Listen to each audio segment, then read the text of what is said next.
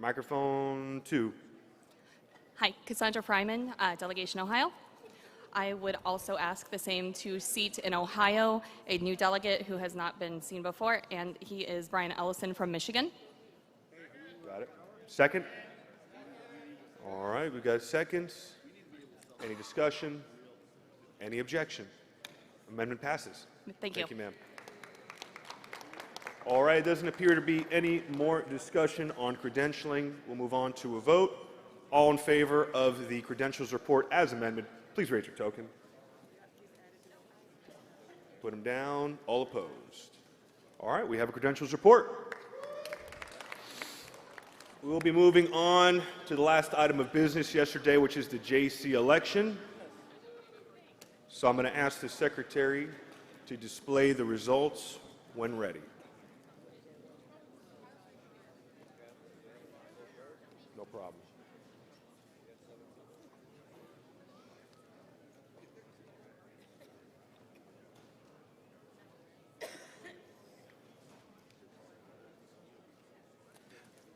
I would ask delegation chairs to come up to the screen to look to see, because I'm going to have it really, really kind of small to see all the individual delegations, so check to make sure it's accurate. Speak now or forever hold your peace. Point of information. Point of information, microphone 1, name and state. Randy Simbro, Texas. Correct me if I'm wrong, the top 7 vote getters who also get a majority are the winners. Is that correct? As long as there's a majority. You must have a majority, and among those who get a majority, the top 7. Correct. Because it's essentially 2 qualifications. Correct. So 50 above, plus above the majority. 50%. Yep. Correct. Yes. Do we know if that's the case? We're about to find. Yes, there's at least For all 7? You're about to find out. We'll get the grand reveal going here. All right. I was afraid. That's what I was afraid of. We're going to have to vote again.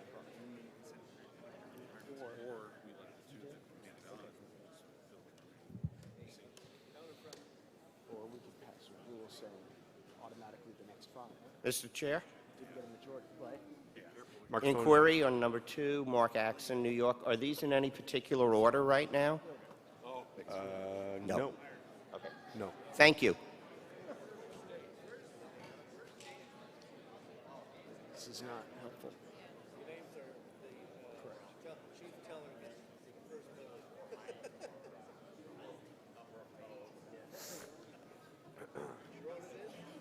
Might be in the order of nomination.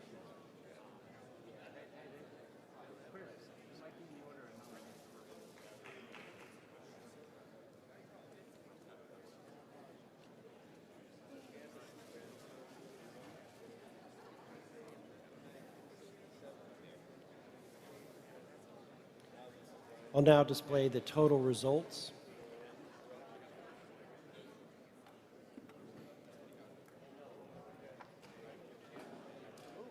All right. Congratulations to Alvin O'Brien and Ken Mullman to be on the JC. So here's how this is going to go. According to our rules, we have a round of balloting. The winners get selected.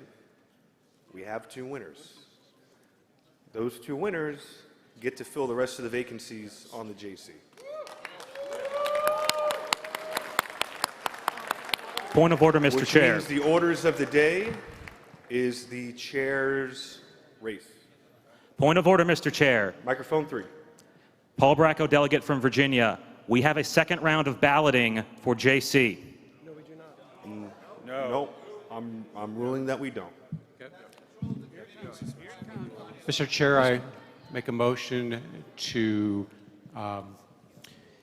suspend the rules so that we can have a vote for the next 5 ranking folks, that we just approve that with a 2/3 vote. Fine. Okay, fine. I don't fine. think so. Okay, fine. Then my motion hasn't been seconded yet. So my motion is that we suspend the rules so that we can have a second round of voting so we can decide who these other 5 people are instead of only letting 2 people choose the other 5. That's my motion. Second. All right, we have seconds. It does require suspension of the rules, so require 2/3. Yes, it does. No, it's too late. I don't do it now. All in favor of suspending the rules to consider the motion, raise your tokens for a second round. Put them down. All opposed? Doesn't look like 2/3 to me. Mr. Chair, Mike 1. Mike 1, I've got a point of order here. name and state, sir. Nick Sosowski, delegate, Pennsylvania. Our rules for electing don't contradict Roberts, so we've got to look at Roberts as far as plurality and. Point of order, Mr. So Chair. we have. So if you Point of order. Hold on, if you look hold at, on. Point of order related to this, Mr. Hold on, Chair. Mr. Sarwak. I'll get to you in a second. To answer your question, sir, your point of order is not well taken. I We was have trying to we provide use the approval- citations. We use approval voting. Yes, and approval Okay, voting. This isn't a approval conversation. voting, and I This appeal the isn't a ruling of the chair. This is not a conversation. I appeal the Microphone ruling 3. of the chair. This request- isn't a conversation, sir. Thank you very much. Microphone 3. I request orders of the day. We are on to the chair's nominations. Thank you. Mr. Chair, microphone 3, Paul Bracco, Virginia. I appeal the ruling of the chair. On what grounds? On the grounds stated by Mr. Sosowski. What were those? No, it's dilatory. We're on to nominations. Second that appeal. All right, the floor is now open to nominations. We'll start at microphone. Let's do microphone. Point of 2. privilege. Why is the chair denying this body the right to choose the Judicial Committee? You're not being Orders of the recognized, day. sir. Orders of the day. Microphone 1. Point of personal privilege, Mr. Chair. Could we just get the results on the screen one more time? For just, it was really fast, please. Really fast. Thank you. Take a picture. It'll last longer. All right, we're now on to nominations. Mr. Chairman, microphone 3. This is 3? This is 1. Point of information. Hold on one second. Request for. Hold on one second. Hold on one second. Let's say something. Ready to rock? Mr. Chair, microphone 1. Microphone 1. I request you resign immediately. Your request is denied. I appeal the ruling of the chair. Dilatory. Point of information. James Siniak, Indiana. We did have NOTA votes. Were those included in the total? I'm sorry? We did have NOTA votes. Were those included in the total? We can check. Yep, notice at the bottom right there. All right, thank you. You got it. Mr. Chairman, request for information. Request for information, microphone 3. Yeah, Zach Kellier from Idaho. I just looked at the bylaws and it said that it's in the convention rules. It says selection of the Judicial Committee members should follow the rules for selection of at-large LNC members. Was that same process followed to the letter as we would normally select at-large LNC members? My understanding, yes. All right, the floor is open to nominations. Do we have any nominations for chair? Microphone 1. Yes. Point of parliamentary inquiry. Yes, I'm Ted Brown from Texas. I'm pleased to nominate Wes Benedict for chair.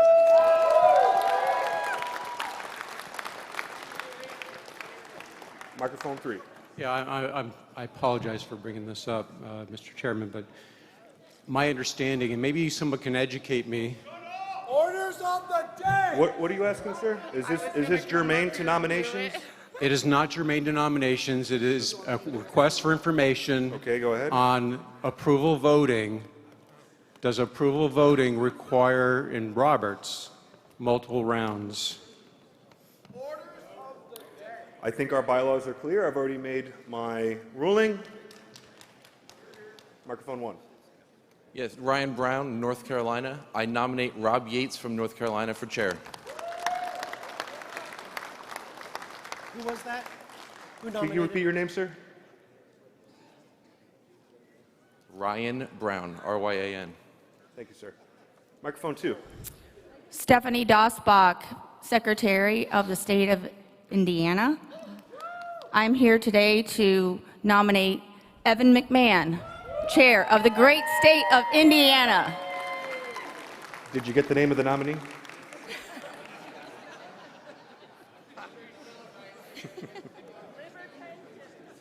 Microphone 3. Aaron, we've done this for how many years this week? Lawrence Sledlow, Michigan Party. I'd like to nominate Jeffrey Kaufman.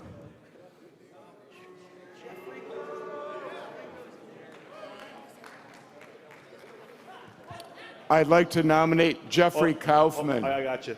Thank you, sir. Microphone 1. Andrew Allgood of New Hampshire. I nominate Jeremy Kaufman. Okay, we got him. Microphone 2. Josiah Baker, Tennessee. I'd like to nominate Jim Ostrowski. Who was the nominator? Josiah Baker.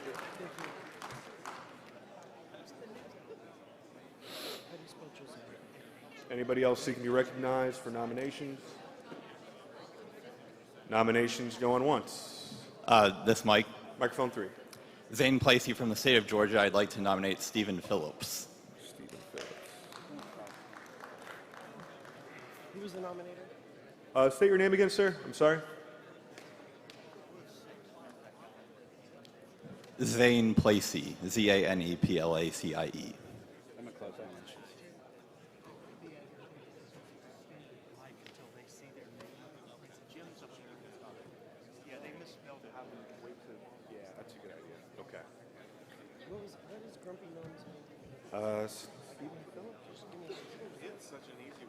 I'm going to ask the nominees or the nominators to also just stand at the mic, make sure the name is recorded accurately before you leave in case we make an error or have a question.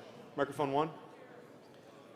Sean Sparkman from the great state of Texas. I move to close nominations. Is there a second? All right, there's a motion to close nominations.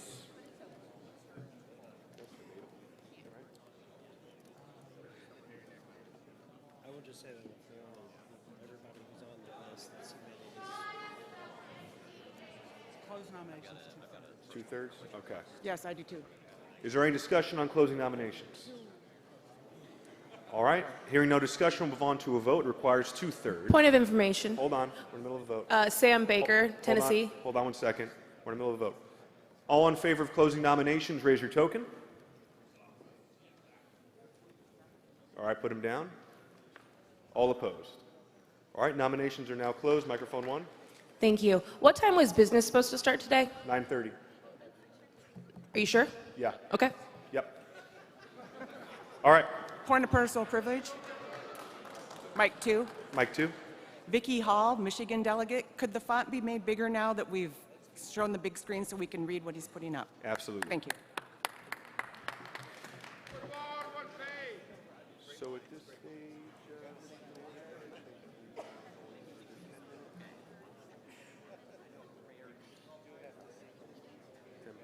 gotcha. All right, can all the chair candidates please line up on the right side of the stage, please?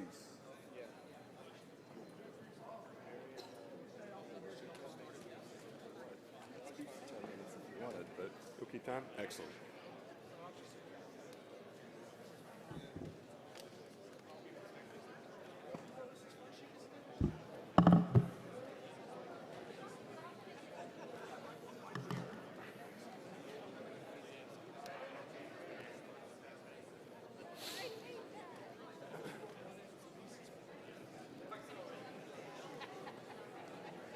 Microphone 3, point of personal privilege. Microphone 3. Blake Huber, Colorado. Can you display all the candidates in one group? Some are in page 1 and some are in page 2. I will ask the secretary. Oh, there's no secretary, but we'll try. How's that?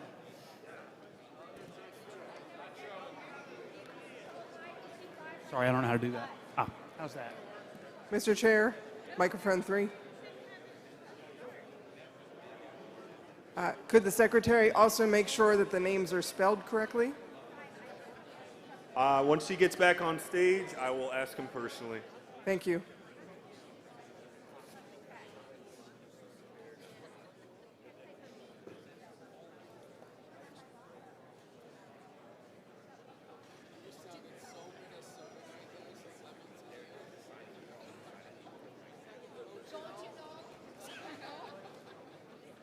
Point of privilege, microphone 1. Microphone 1. I believe this is a point of privilege. Andrew Allgood from New Hampshire. My nomination, Jeremy Kaufman, is not on the board. What? Jeremy Kaufman hasn't You're going to have to speak up. It's hard to hear. Jeremy Kaufman is not on the board. That's Jeffrey Kaufman, nominated by Lawrence Ludlow from No, Michigan, he's there. But You got to look to the Jeremy right. Kaufman- Oh, Jeffrey. I'll change it to Jeremy.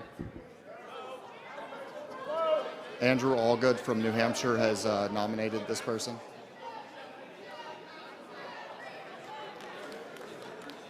Point of information, Mike 1. It's prevalent.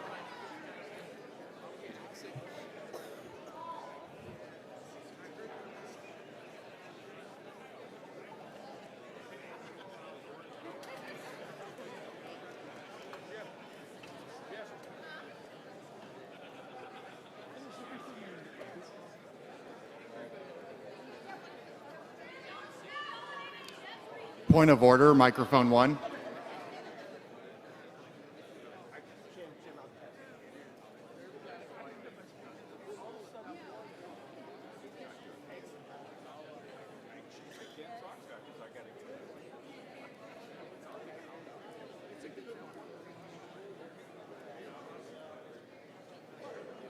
So, somebody from Michigan nominated Jeremy Kaufman. Right? That's not.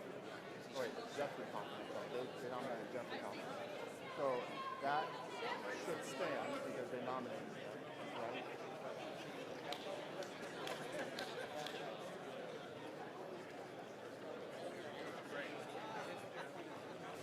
So this is also a nomination from Lawrence Ludlow from Michigan, but I'm the one that nominated Jeremy Kaufman.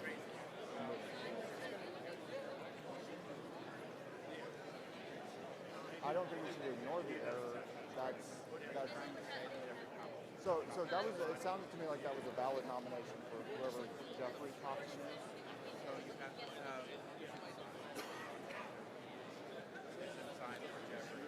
Okay, but he also nominated the wrong person, so I nominated Jeremy. That's a valid.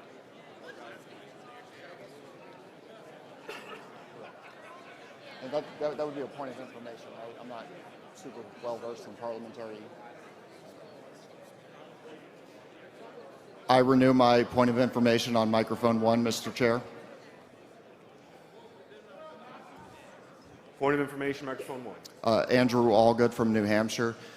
The nomination that is on the board is from Lawrence Ludlow from Michigan. Lawrence Ludlow nominated a Jeffrey Kaufman, who I don't believe has had enough signatures signed. The valid nomination, I believe, is from myself, Andrew Allgood from New Hampshire. I am the one who nominated Jeremy Kaufman. Got it. Thank you, sir. Thank you, Mr. Chair. Point of privilege, Mike 3. We're moving on. All right, we're going to Point of personal privilege, You're not Mike 3. recognized. We're moving on to speakers, or to nominating speeches. All right, so, Mr. Phillips. Mr. Chair, You're not being recognized, ma'am. Mr. Chair, I just have a request. That was Andrew Allgood from which state again? And was that the correct name I heard? Andrew Allgood is from New Hampshire, and the spelling is A-L-L-G-O-O-D. Yeah. That was G-O, just G-O-D? All good, like it's all good all the time. A-L-L. Ah, there we go. And I will strike the other one, just so he knows that was in there. Is everybody ready?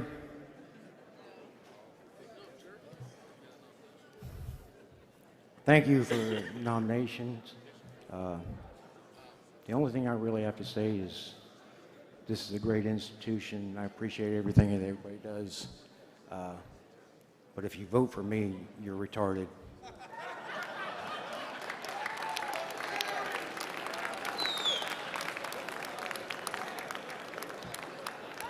He's available for graduation speeches.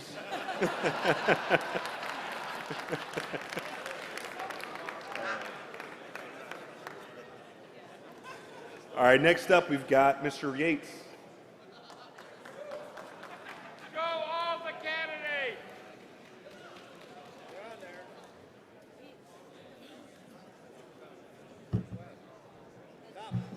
Good morning, delegation.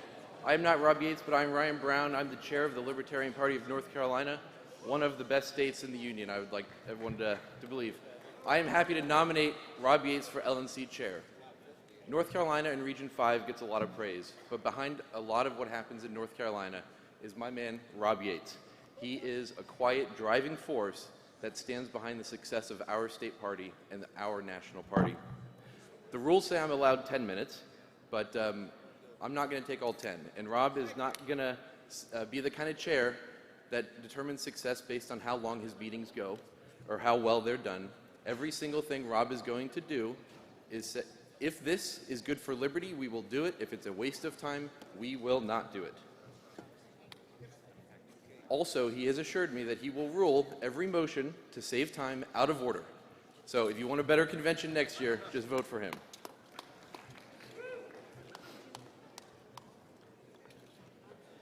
North Carolina has been a state with ballot access for a long period of time.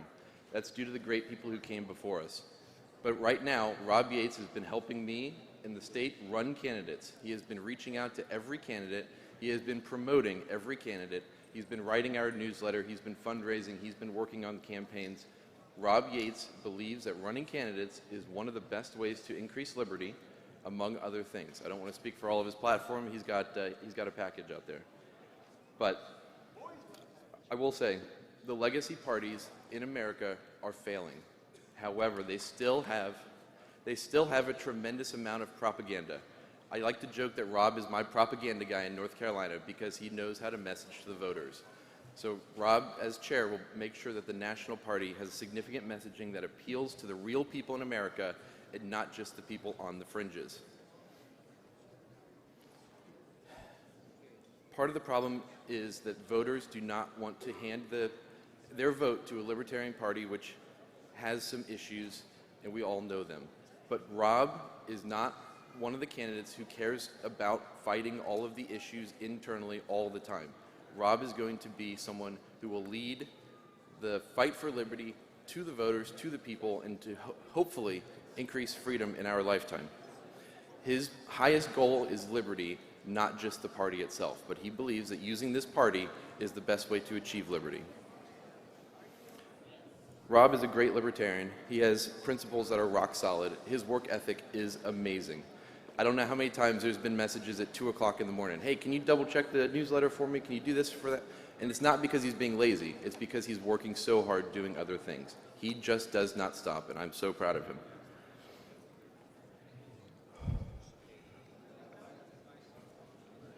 Finally, Rob knows that the LNC does not exist to dictate down to affiliates. The responsibility of the LNC is to work with state affiliate parties to increase freedom in their state and to help with issues like ballot access. He wants to get rid of the administrative friction and just make things easy. And so we're going to do our best. And I'm going to be sad if you guys take Rob from me. But if you get Rob, he's going to make the Libertarian National Committee run much smoother and the party in whole run smoother so that we can focus on the issues like electing libertarians and increasing our freedom.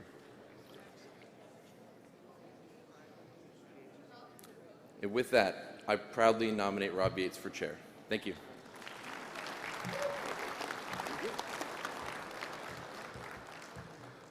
What's up, everyone? Good morning. Again, thank you all for being here. I know it's been a long weekend. I'm not going to spend a lot of time. My name is Rob Yates from the state of North Carolina. I want to start by thanking my campaign team. Y'all have been awesome. It means the world to me. You've just been working day in, day out, calling people, helping me with my plan, jumping on meetings, dealing with my wild ideas. Here's the thing. Everyone in this room knows all the things we need to do. Fundraising, membership, data and operations, candidates, legislation, communications, building parallel systems. But how do we do that? I put together a plan. If you go to thetorch.media and check out my 6 Pillars of Liberty plan, it's been up for a while if you haven't seen it. I put together metrics, key performance indicators, milestones to get there, hold ourselves accountable. We need goals. We need successes, and we need to hear about those successes. I know that we fight amongst each other, but it's because we care. It's because we're passionate. We know how much this matters. If I'm chair, I will help you keep fighting, But instead of fighting with each other, we'll take that fight to the state. We'll take that fight to the Uniparty. I will never stop fighting for you. I love all you Liberty Warriors. Rob Yates, please vote for me.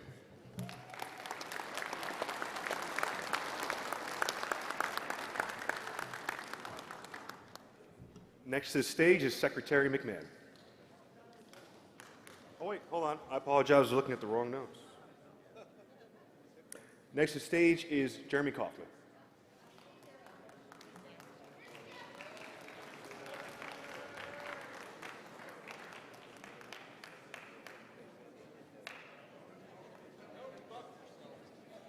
Coming to your right, sir. Don't step over.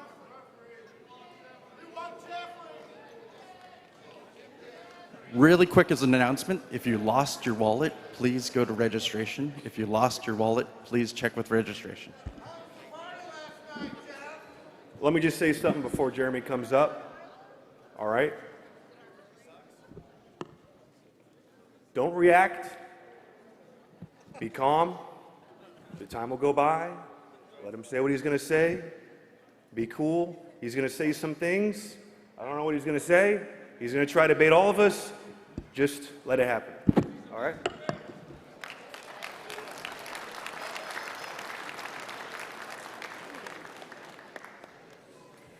Members of the Libertarian National Convention, thank you all so much for coming here today. My name is Rachel. I'm Jeremy's wife. We've been together for 20 years. This is a pretty long time. We've gone through a lot of ups and downs. I can understand some of the frustrations that I hear from people about his personality quirks. I think one thing that distinguishes Jeremy is that he is always honest. He does not lie about hard truths. There are things that will maybe make you feel sad today that he says, and my heart goes out to you. But that does not change the fact that Jeremy never shies away from straightforward thinking, visionary action, and you can look at his history in business, you can look at his history with his family. He is a very successful man, and I hope that you will all respectfully listen to what he has to say and the recommendations that he has to make today about the purpose of the Libertarian Party and how, as chair, he would make that happen. Thank you.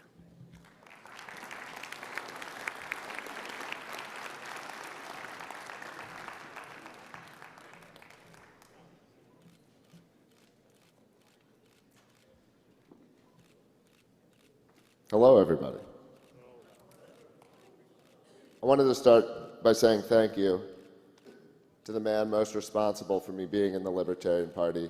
Could we give a hand to Nick Sarwark, who recruited me? Thank you, Nick, for getting me here on stage.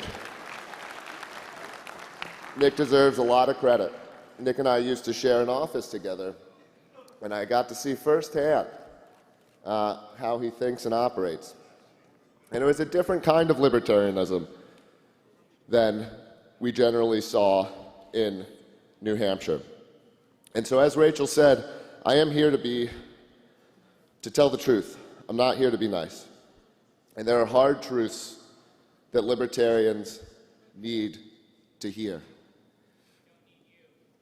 which is in 55 years, you have never won at anything.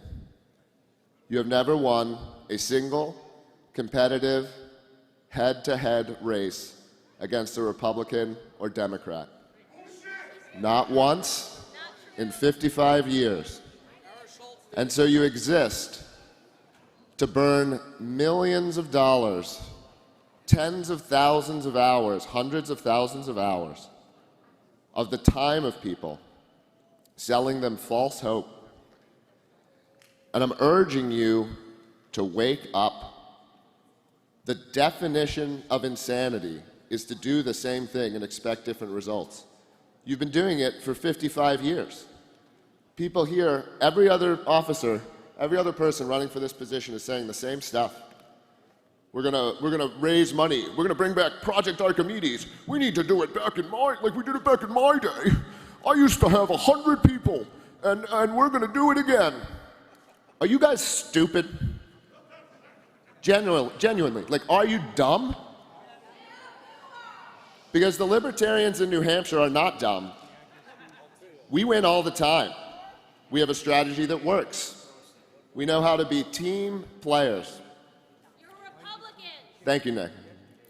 So, I'll tell you my history. And my history is nothing but success. I've been a leader my entire life.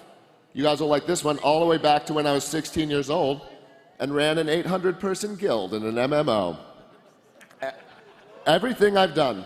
I took my college ultimate frisbee team to nationals for the first time. I built a successful business, bootstrapped it myself, grew it to millions of dollars in recurring revenue, and sold it to private equity. I made the service that today, someone came up to me just yesterday and said, thank you. The technology that you made is still the #1 way of keeping 3D gun files online today. And I go to the mat every day, all of the time, for what's right and what's true. And you guys, you freaks, see someone who can do things that you can't, and it makes you so angry and so bitter. You are loser apes who can't stand to see someone with abilities that you don't have. And nothing successful can be built with people with this psychology and this attitude. So, if you want to be successful, I'll tell you how you can do it. I don't really expect to win, so I don't think I'm going to be the guy to do it, although I do think you should cast at least one protest vote for me. But success would be doing what LPNH does. Stop telling people that you're going to win the next election and burning them out. Set reasonable goals that you can actually achieve them, and grow. If I needed 100 armed men to show up at any specific spot in New Hampshire tomorrow, I could do it. Maybe a couple hundred. Yeah, we had 100 people at our convention. I was talking to other people in other states. They had 40 people, they had 50 people. Why do we have 100 people in New Hampshire, a state of 1.5 million people who want to come out? New Hampshire has the largest. I would like the Sergeant at Arms to remove this communist. We have a communist infiltrator here who can't keep his mouth shut, who can't follow the rules. You guys get so angry at our success. There are some communists who stole our sign last night, and they're going around bragging about it. I stand up for my rights against the cop, and all of a sudden the leftist freaks who say all cops are bastards are on the side of the police. So you guys can't handle it. You are so congenitally anti-everything that when you see someone with something who can do anything, you melt down. And I am here to cleanse the party of you losers. You will no longer have control over the name Libertarian. We will bring it back to the place of truth and justice and all that is right and good, okay? I've been the best representative of libertarianism in the country over the last several years because I represent a strategy that works and continues to work. The LNC, on the other hand, has become controlled by bureaucrats who are more interested in maintaining their own power over a petty little organization with what? You guys have $3 million? I'd raise $3 million in 2 weeks, okay? Do you understand? Do you understand how pathetic the state of this organization is? That you have theater kids with 110 IQs who couldn't succeed at anything else in their lives and are here because this is the only place they could be. You are here because this is the only place you could be. A lot of you. Because no decent organization would take you. So I'm here to offer a solution for those of you who are worthy. It's probably only around, when I came here we were talking about it. We said, how many do you think it is? A third, a quarter? Honestly, after this convention, it might be a tenth. But there are some of you who are good, who are fit, who are honest, who can cooperate, who want to win, who will do what it takes. You belong in New Hampshire, where we will create a libertarian nation. The rest of you can be screaming at the gates as the socialists eat you alive.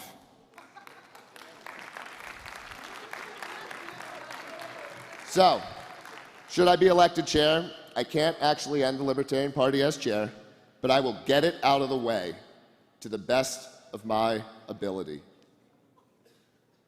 Thank you.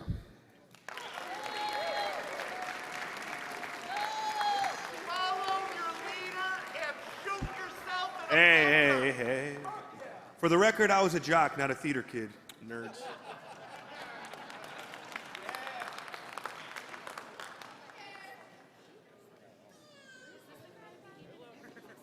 No, I don't.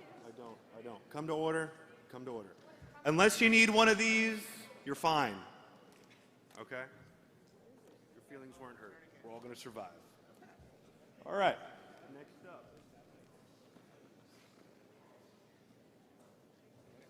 Mr. Benedict.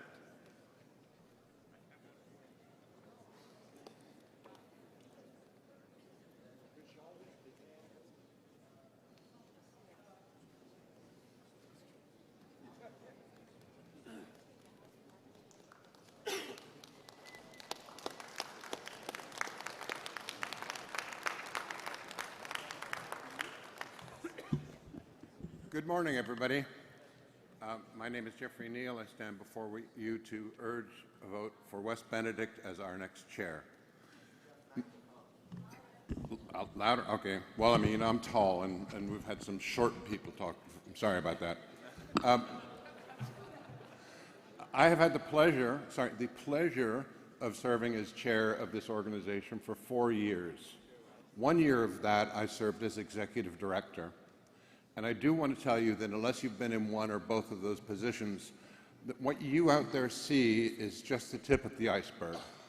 And the body of the work of the chair is below the scenes. And it's not a pretty sight. It requires a lot of effort, shall we call it. Now, Wes, I first worked with Wes back in 2004 when the state of Texas lost ballot access and we had to get it back. It's one of the hardest states in the country to get ballot access. Just unbelievable. High in six figures in cost to do it, and Wes delivered. He has served many times as executive director. In fact, in 2014, I hired him to be the executive director because my confidence in him was so high. And he delivered what I wanted. We're talking about a guy who, in this last legislative session in Texas, successfully lobbied the legislature to change the laws to make it easier for construction and purchasing houses in Texas, something all libertarians should be in favor of doing that. He's effective as a lobbyist. He's delivered. And so, for me, I have no misgivings whatsoever in fully endorsing Wes for his role as chair. I'm absolutely confident he will be a wonderful chair, and I urge your vote. Thank you.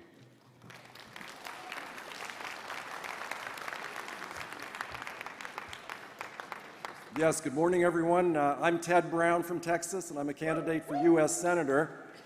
But before I say anything about Wes Benedict, my friend who's running for national chair, I wanted to ask everybody here, how many people here have run as a Libertarian candidate for public office? Please raise your hand or stand up. Let's give a round of applause to all of our candidates. And I want to thank you all for running, because that's one of the most important things we can do, because that's who gets the message out to the public that there are libertarians and that we have a viewpoint that's different and better than the other parties. And the reason I mention that is Wes Benedict has been instrumental in recruiting hundreds or thousands of libertarian candidates. I haven't added up the quantities that he's mentioned. And I was impressed by that because when I was in California before Texas, I was active for many years and over a 30-year period recruited most of California's candidates, and I thought, hey, I've recruited most of the candidates more than anyone else. And then I met Wes, and he'd actually recruited a lot more, because that is something he focused on in Texas and in other states to get more libertarians out there running for office and presenting our views to the public. And I think that's very important, and I believe he'll continue to do that as chair. On the other hand, when I was going to run for chair in California, I went to the national office when I was in D.C., and Wes was the national director, the executive director, and he was very helpful and very encouraging of a candidate for state chair, and he was supporting affiliates at that time. But one thing I'll note is there was a national headquarters in Arlington, Virginia, and it had a large staff, and Wes and Carla Howell and a lot of people were working there promoting liberty, and we really need to get back to that again, and I believe Wes Benedict has the experience to do that, and I hope that you will join me in supporting Wes Benedict for our next national chair. Thank you very much.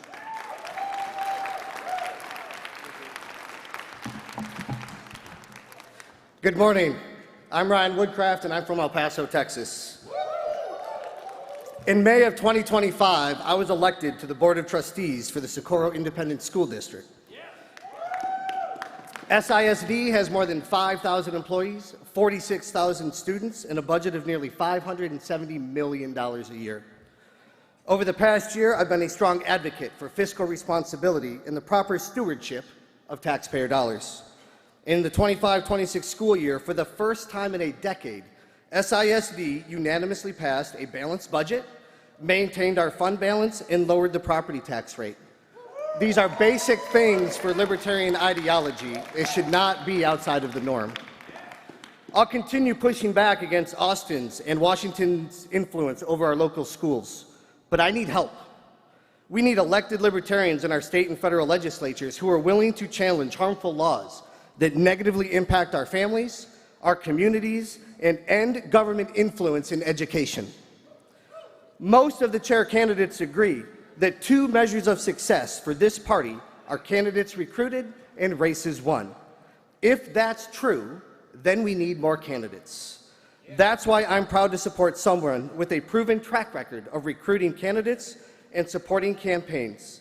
Ladies and gentlemen, I'm proud to introduce to you Wes Benedict.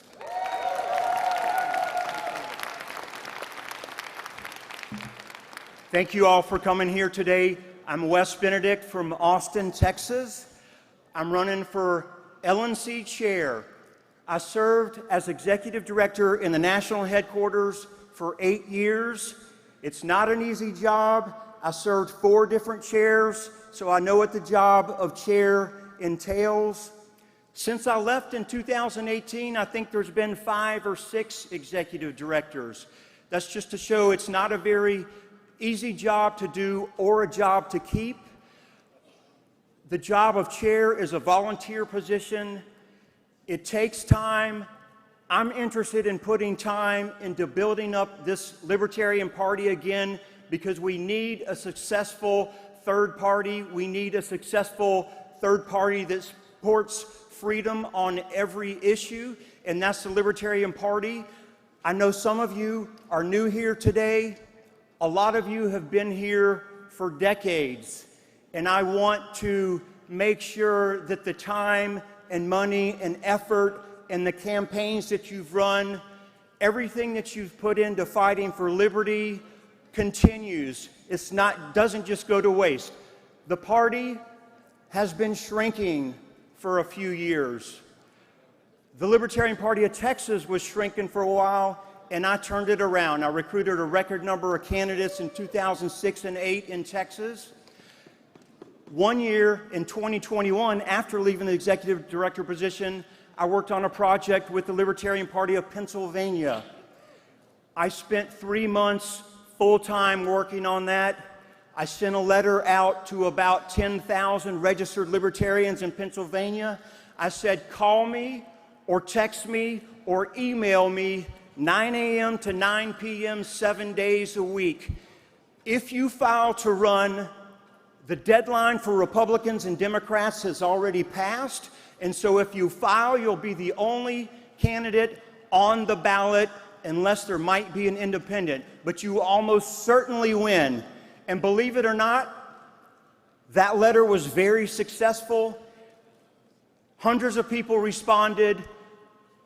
I helped all of them with their paperwork. I actually filled a lot of it out. I did a mail merge and emailed it to them with all the blanks filled out because it gets confusing. When they had the same old questions on their campaign ethics statements, Do I have to list my mortgage? Do I have to list my wife's or my ex-wife's mortgage? Do I have to list my children's investments? I knew the answers to all those. They were scared to call the Ethics Commission to ask, but they were always fine calling me. I learned that so that 174 different candidates who got elected didn't have to waste their time learning all that on their own. Thank you. The Libertarian Party and the headquarters needs to be a service organization that helps make the job of our counties and our states and our candidates easier and more effective. I hope you will vote for me, Wes Benedict, for chair. Thank you.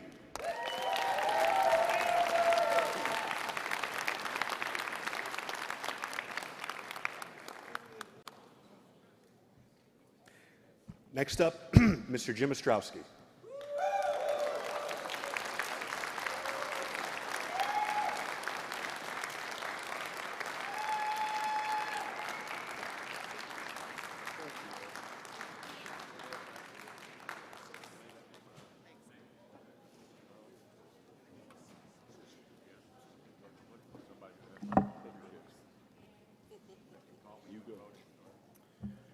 Good morning, everyone. Josiah Baker, Chairman of the Libertarian Party of Tennessee. I am speaking on behalf of this man right here. I'm looking out in this room and I see a lot of folks that probably your number one goal is to beat Republicans and Democrats, correct? Okay, that's what I figured. When it comes to beating Republicans and Democrats, there's one person in this race that has done it, and in cases winning 8 out of 10 for our Bill of Rights. That's this guy right here. He has beaten Republican and Democrat lawyers to defend our rights as United States citizens. That's called winning in the real world.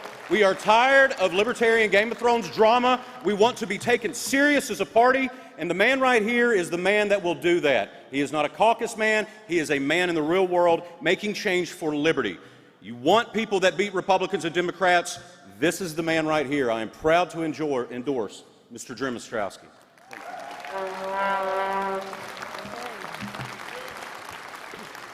Good morning. I'm Dr. Katrina Rocco, the Volunteer Director of the Libertarian Party of New York, and it is with great enthusiasm that I nominate Jim Estraki for LNC Chair, and I encourage you also to support his bid for Party Chair. Jim is the Libertarian real deal. His actions embody the life of a true libertarian exemplar as he puts libertarianism to practice as a successful libertarian trial attorney. He has won 4 of his 7 election law cases, and he has penned 10 plus books on liberty and activism and direct citizen action. We need someone who can link the history of our libertarian forefathers, knowing Rothbard, Brown, and Ron Paul personally, to our party's future. We need a chair who embodies the high level of professionalism, and Jim's disinterest in inter-party wars will only serve to keep our party free from fruitless endeavors and time wasted in our party's second set of 50 years. On to a bold new future. Vote for Jim Estraki. How are y'all doing today? My name is Dwayne Whitmer. I'm the chair of the Libertarian Party of New York. We do, in fact, exist. There's not many of us. I'm honored to stand here with a friend and hero, Jim Estraki, to nominate and support him for chair. Whether it was in the 80s when he was leading the charge on attempting to end the war on drugs, whether it was the early 2000s where he sued New York State over corporate welfare, in which the court said, hey, Jim, you're right, corporate welfare is bad, but without corporate welfare, we cannot prop up the economy of New York State, so we're sorry, man, it needs to exist. Whether it was freeing men who were wrongly convicted for murder from prison, Jim Estrasi's been doing this for almost 50 years. However, I'd like to talk about what Jim has done for me. In 2000, a group of activists from Western New York decided to tell people not to take the census. Our logic was simple. New York State sucks, our politicians sucks, and we ruin the rest of the country. We're the highest tax state in the nation. We have the most people leaving our state, least business-friendly state in the nation. We are a terrible place to live. By not taking the census, we lose congressional districts. It limits our impact to the rest of the country, so we can't drag you guys down with us. It resulted in us losing 2 congressional seats. You guys may clap, the government did not. And they had some things they wanted to say to me. Jim Ostrowski proudly told them that my First Amendment right to say that New York State is a shithole. They know, is my freedom of speech. And I'm going to do it again in 2030. And I look forward to costing New York State more congressional seats. I got to go 45 seconds. I got to go fast then. In 2020, during COVID, when Andrew Cuomo, who had to resign due to sexual harassment complaints, led the charge in locking down the state, they were surveilling businesses to make sure they were shut down. Jim Ostrowski led the charge in a lawsuit to make sure businesses could remain open and resist the state. Lastly, in 2002, my home was raided by the federal government. My crime was helping clients pay their sales tax in New York State. They owned sticker stores. They owned, New York State tried to legalize cannabis and botched it miserably. Legal sticker stores opened, and I was helping them navigate the sales tax law. The federal government raided my home. They waited till I was gone. They answered my girlfriend at the time answered the door. They pinned her to a wall, and when she asked for her warrant and her lawyer, they told her to go fuck herself. They proceeded to illegally interrogate her for 4.5 hours. Jim Ostrowski is part of the team that has kept us afloat, and is part of the team that is now working with us to show that New York State asked the federal government to target activists in the Libertarian Party and Western New York that exposed the corruption in New York State. Jim Ostrowski is keeping me out of jail, and I look forward to him keeping doing it for more years to go. Ladies and gentlemen, Jim Ostrowski. Thank you. Thank you. Time is short, so I'm going to talk fast. I accept your nomination and your platform. I do not accept that decade after decade, the greatest political idea in human history gets 1% of the vote.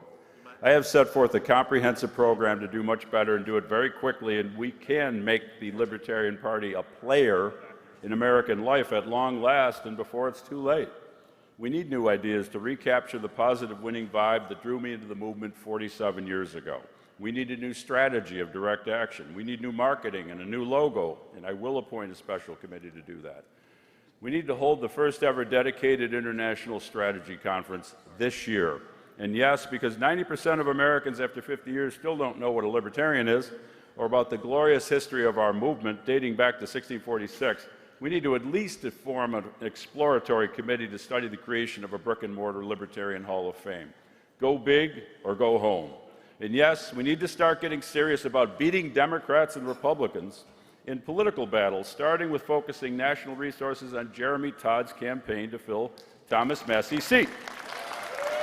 Who will this convention choose to lead the battle against the big boys? One of the candidates for chair has a proven record of beating the major parties in big-time politics and law. I beat them in 4 of 7 Libertarian Party election law cases, starting with Dwayne's race for Congress, and knocking GOP Congresswoman Claudia Tenney off the ballot when she tried to invade your party. I beat New York Attorney General Letitia James in her own courts to reverse the first assault rifle conviction in New York. I forced Governor Hochul to rescind her cruel mask mandate for kids by serving her ass with a massive federal lawsuit and suing her personally. I was not AWOL during the lockdown. When I was a Democrat, I beat the Democratic machine for judicial delegate when I was 19 years old. During the Tea Party era started by Ron Paul, I drove the GOP nuts by putting 2 Tea Party candidates on the ballot and beating them in court.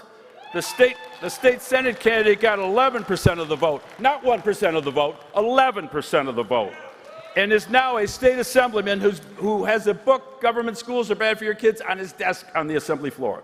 The congressional race was impactful. Jack Davis got 9% of the vote, not 1% of the vote, 9%, and cost the GOP a safe red district they haven't lost since the 19th century. I can help the LP beat Democrats and Republicans, for example, Jeremy Todd's campaign for Kentucky, because I have a track record of beating them in the past.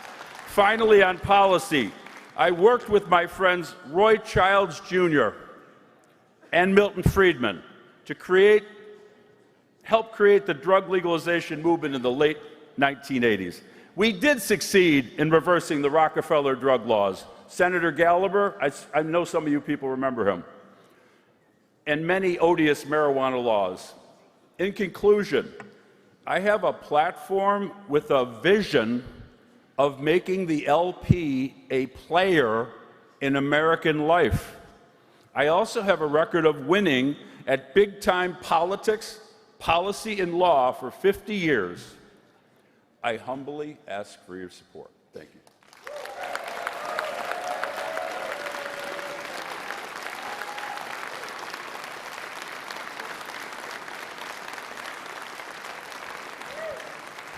And last but not least, Mr. Evan McMahon.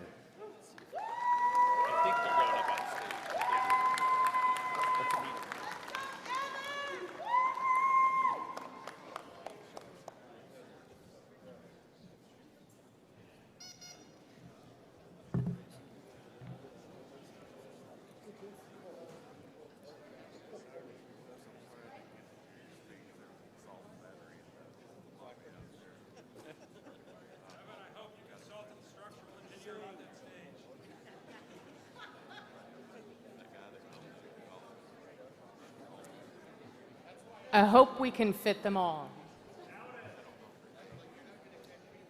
It's a significant test of the structural stability of the stage.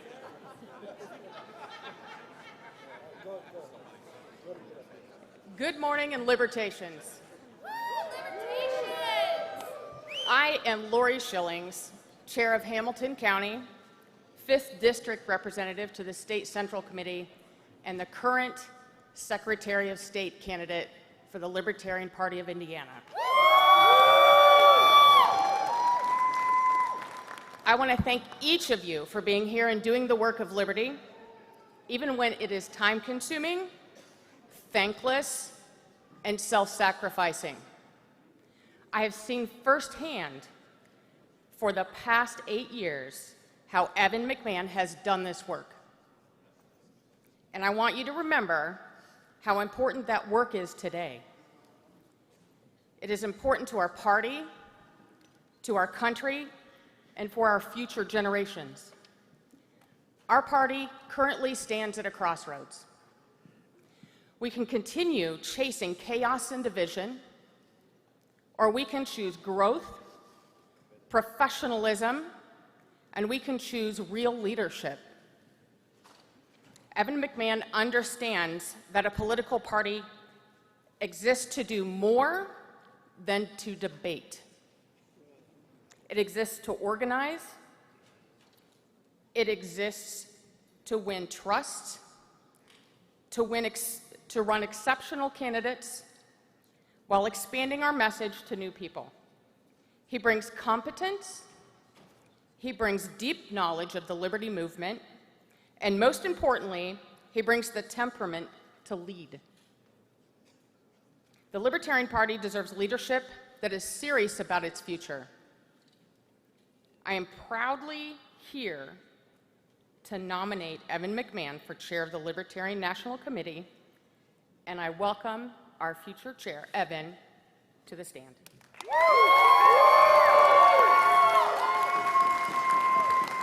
Good news, it took longer to get everybody on the stage than what my speech will be. To everybody here in the room and the Libertarians and the new Libertarians watching at home, I want you all to know, regardless of what was said on this stage by one person, you matter in this party. You are the party.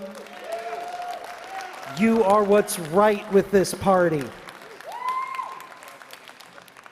We are in a crossroads. We need to recruit new young people. We need a leader who is going to get the resources and tools to get the best person to bring the next generation of libertarians into the movement and motivate them to run for office, vote for candidates, and volunteer. Our party has seen incredible successes over the last 20 years. In 2000, we had 33,000 dues-paid members.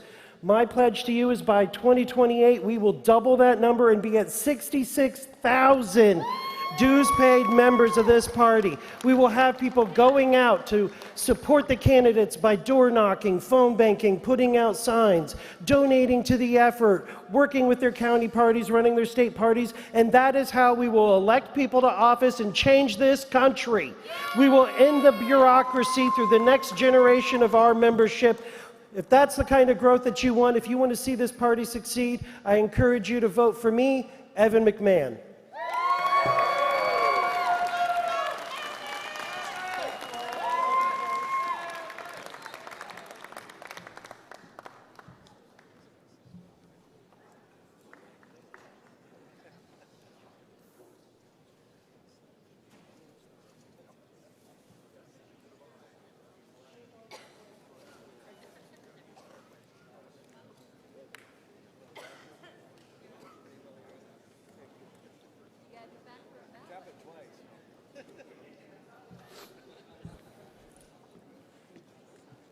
Mr. Chair, Mic 1, point of personal privilege. Microphone 1. Mr. Chair, my name is Jack Westbrook, and unfortunately during the speeches just now, there was an assault and battery out in the hallway, and I just want to say that no matter how much you disagree with someone, violating the non-aggression principle amongst libertarians is never appropriate. Handle your arguments with your mouth and not with your fists.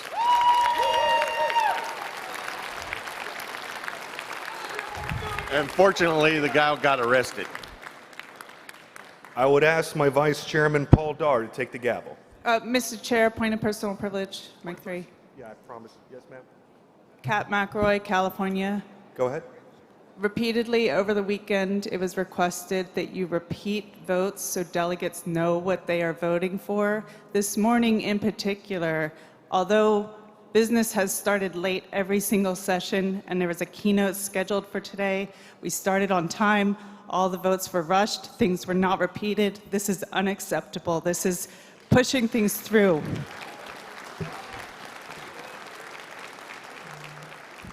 Chairman Dar, I seek to be recognized. Recognize Mr. Nikela. Chairman Dar, I'd like to make a motion to suspend the rules in order to decredential Andrew Allgood, who allegedly slapped a woman out in the hall.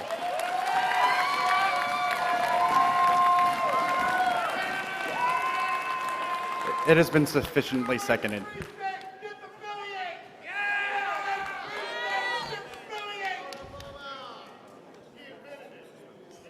Yes. All those, I'm not seeing anyone wishing to be recognized, so all those in favor of suspending rules. Is this all in one motion? Yes. All in one motion. We're doing this, once again, this is an all-in-one motion to both suspend the rules and to decredential the delegate. Once again, this is an all-in-one motion to suspend the rules and decredential the delegate. All those in favor of the motion, please raise your token.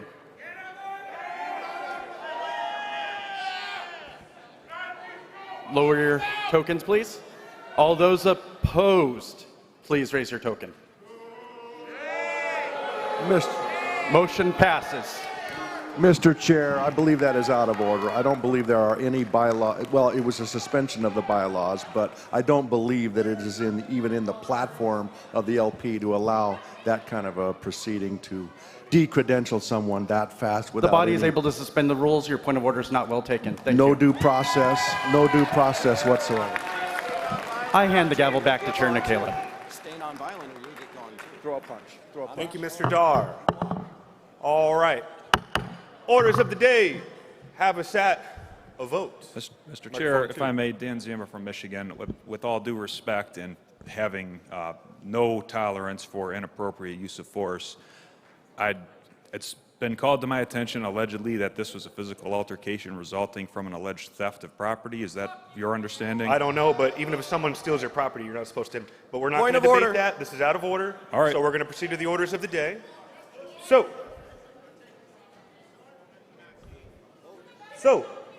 the tellers are going to hand out the envelopes. Each go ahead, Mr. Secretary. Why don't you explain the process? Delegation chairs, please go to the tellers to get your envelopes with your ballots. Delegation chairs, please go to the tellers to get your ballots.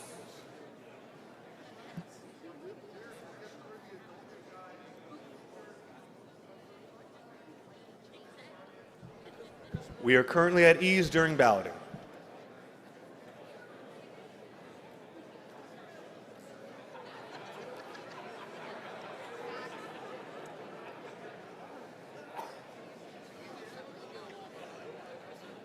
Nice white shirt. Nice white. White shirt.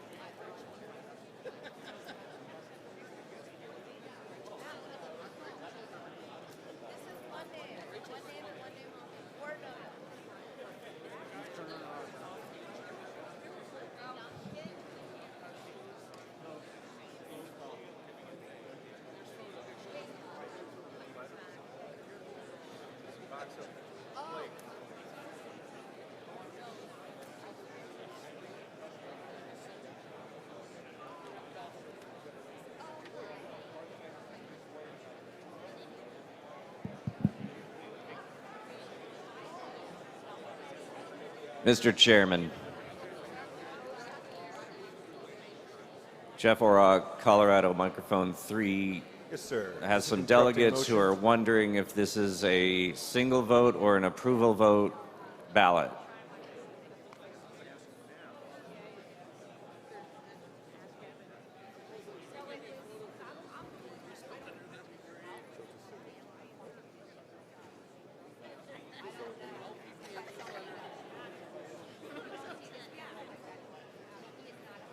Just like the JC, it's approval voting.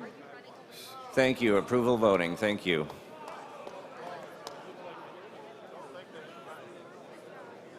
Okay, hold on. I was getting bad information. Hold on.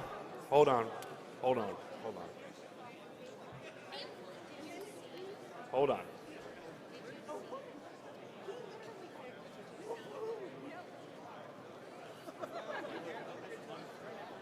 It's vote for one. Vote for one. Vote for one. Vote for one. Vote for one. Vote for one. Microphone 2.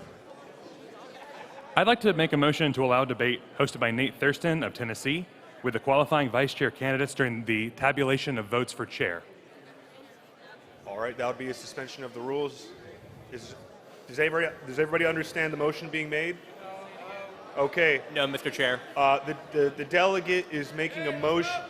The delegate is making a motion to have a vice chair debate during the tabulation process of this ballot.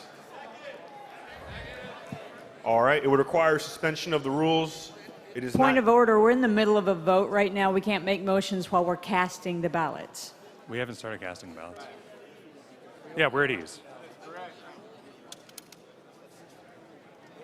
Mr. Chair, ballots are out. We are at ease. That's correct, Mr. Chair. Point is well taken. After this round, it would be in order. When we're not in, yeah. Okay, morning, Cody. Corey, did you hear your personal privilege? What was the? I want them to wait on voting for the woman that was assaulted. She just got punched by a man. Yeah. We should wait for her vote. She's a voter. She is a voter. So how do I get them to wait for her vote? I want them to wait. That's not.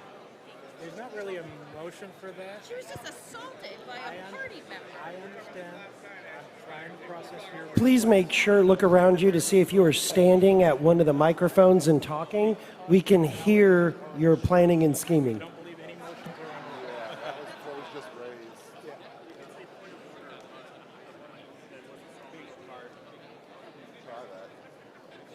Point of order, Mike 1.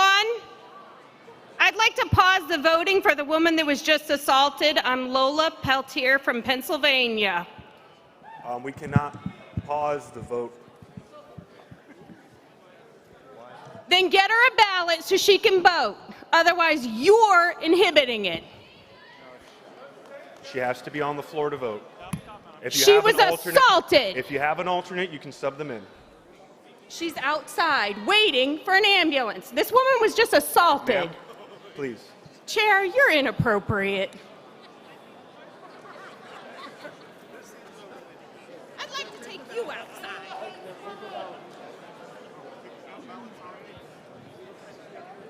Mr. Chair, microphone 1, Josiah, Tennessee. Can we correct it to Jim Ostrowski, the name that was nominated, please? The name on the sheet was James. Okay. We're technically at ease here, so I'm not. That's the floor. We should hold the vote. Point of Your de- personal privilege, please. Your delegation can Vicky. turn in votes whenever Vicky. they're finished. Sorry. So you can hold off until she's ready if you'd like. Vicky, I'm sorry, you can't do that. we're not in tabulation yet, so just in tabulation.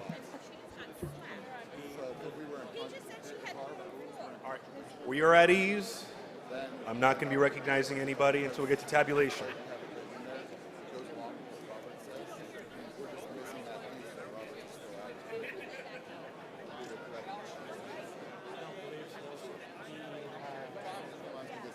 Tom, did you?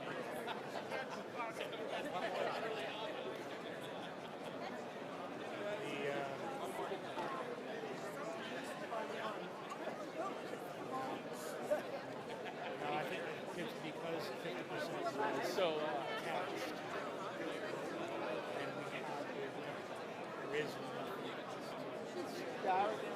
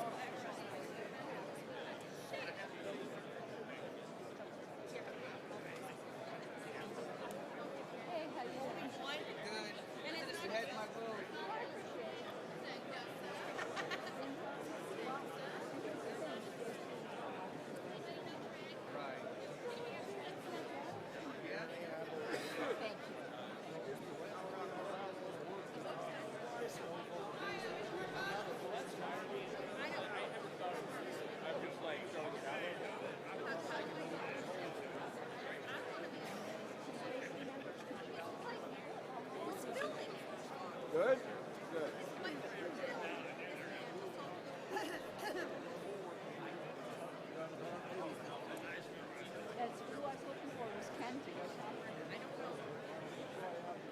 Oh, that's true. By the way, my kids are not going to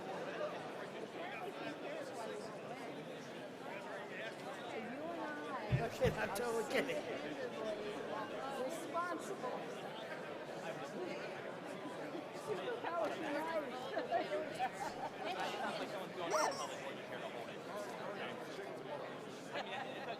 That's what you said, right? Okay. Good. I'm sure Charlie. Tim will be ready. And what's his name? He said I can't change my hair. What color? Guy from England. I can't think of his name. Kelvin. It was black. Oh, yes.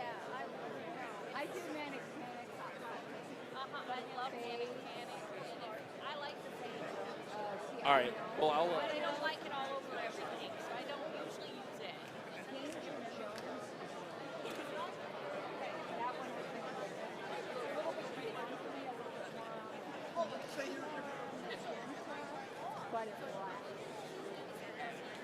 I like it when it's more pastel, but I thought it was really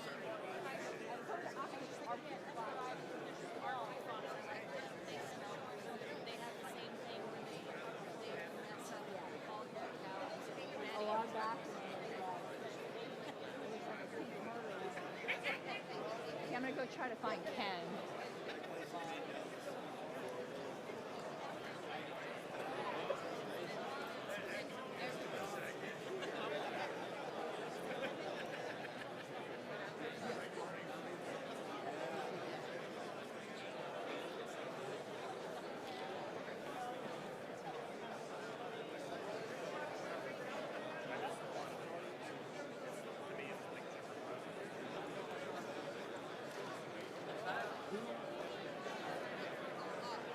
I want to confirm.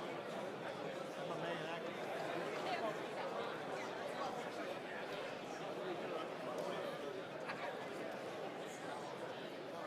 Where are we heading? Are we heading to Wisconsin? Where are we? I just have a paper here. Good. Where's Tyler?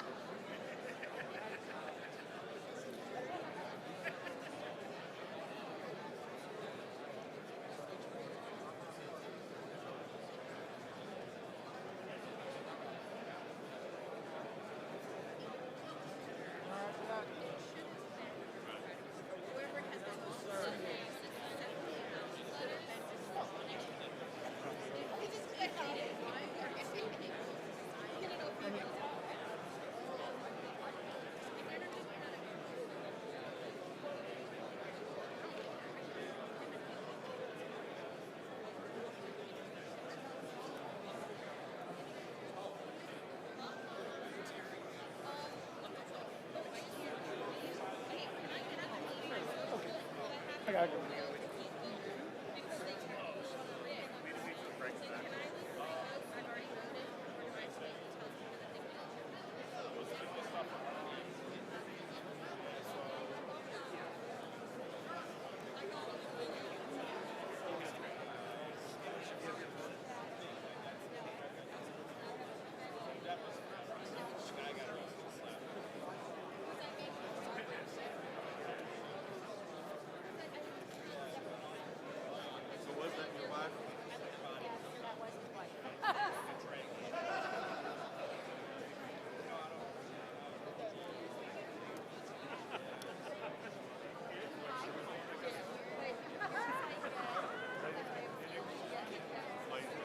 Blaze.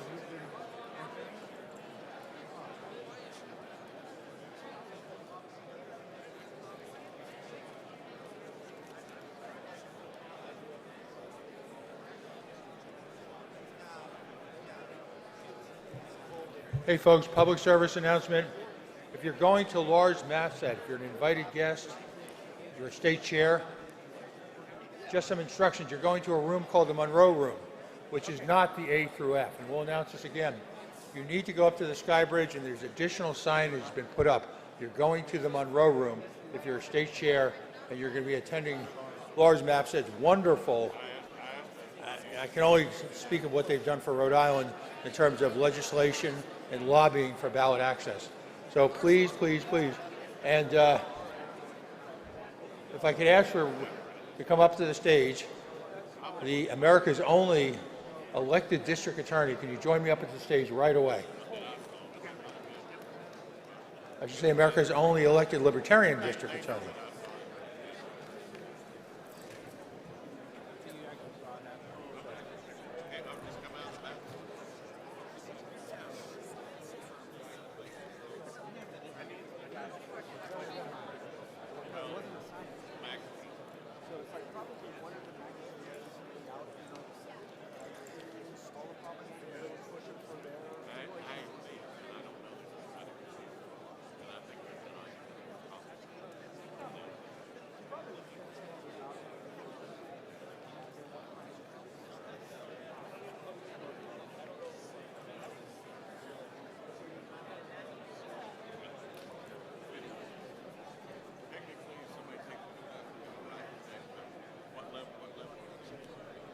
Also, if he's out there, if I could get Zane to come up to the front for just a second, please. There we go. Now my brain's finally starting to work. If you can't come up now, Zane, just meet me in a moment. While I've got a few of your attention, I want to thank you for your patience in listening to all these PSAs. Take a moment at lunchtime if you're not attending, thank you. If you're not attending a breakout session, which you should, please take a moment.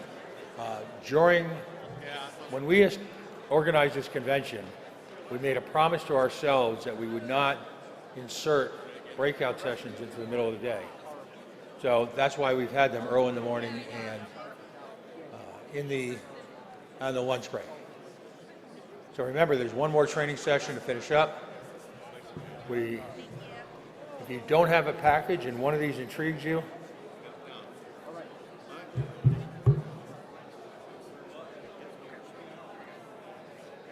again, go to the Skywalk, look for the signs for ballots without barriers. If you're a state affiliate, you need to reach out to ballots without barriers. The legislation that they helped put together has gotten the endorsement of the Rhode Island, very democratic but great guy, Secretary of State. Imagine this, libertarian legislation that's gotten the endorsement of the Secretary of State. Also, room C at 12 o'clock, a free breakout session. No warrants, no watch lists. Fighting the surveillance infrastructure in your community. A lunch breakout. Stop posting, start showing up. Wow. Fixing libertarian outreach by winning in the real world. Sean Kennedy, who is the chair of the Libertarian Party of Massachusetts. Come on, where's Massachusetts? Ready for this? He's vice chair of candidate support. And why is he vice chair of candidate support? Because he's now a city councilor for his hometown in Massachusetts, and he was just elected vice chair of the city council in his hometown in Massachusetts. So again, a real track record there of leadership. He's leading here in the hall, and he's leading out as an elected libertarian in arguably one of the most liberal states in America, in Massachusetts. So he's going to be hosting. These are paid breakout sessions, but again, an opportunity to have lunch. You can buy a ticket on the spot. We'll be happy to help you out because we're good like that.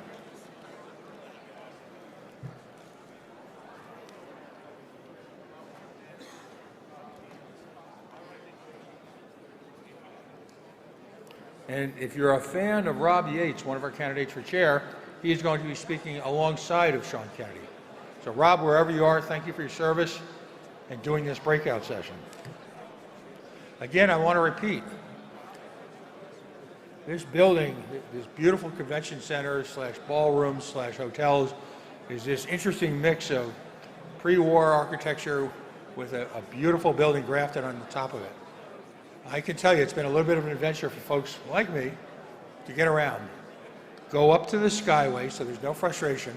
Go up to the Skyway, and there are special signs that have been put up for the Lars Mapstead luncheon. It is an invitation event, mainly because it's geared towards state chairs and decision makers that have been appointed by each state. Each state was reached out to directly. Make sure you've got a representative at this that you contacted Lars folks with.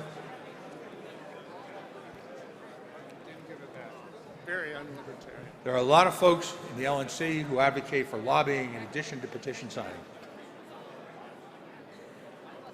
His organization is uniquely crafted to handle both with legislation formation.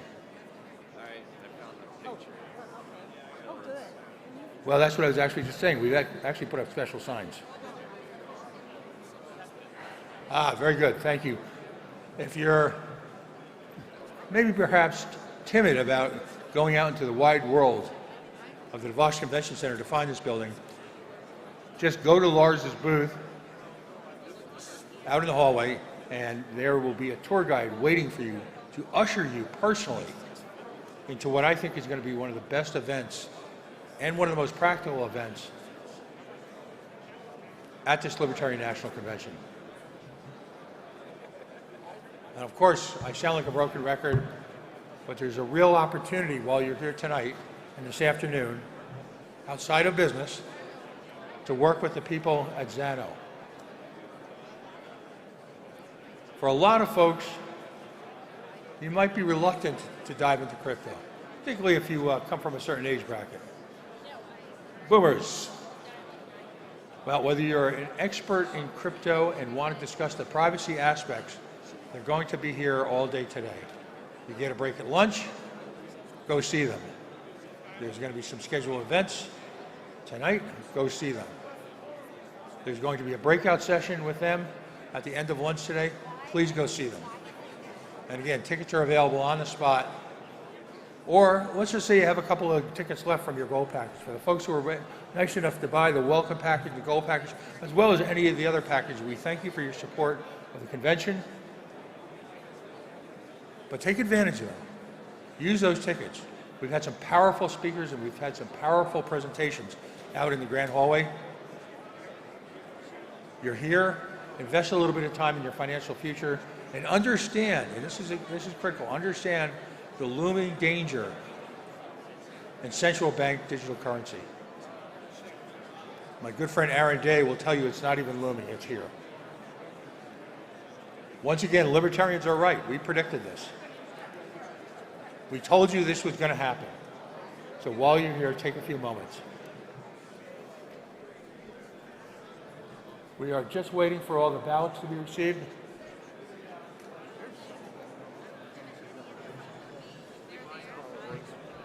That's what that crowd was at the door, and now they just raise it all down. Meeting someplace else.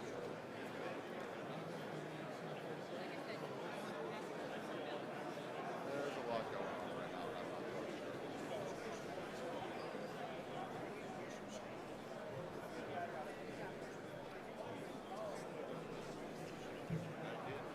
He saw her. He snapped her.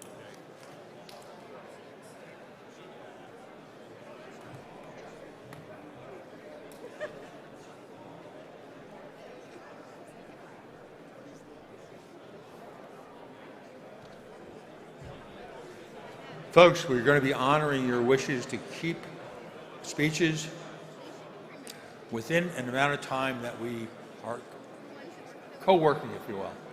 Our bylaws do not allow us to have speakers on during voting. As soon as the voting is closed, but during the tabulation process, speaking of privacy, speaking of sentient political issues, we're going to have a keynote speaker come on and talk for a few minutes on actually one of the most pressing issues of the day.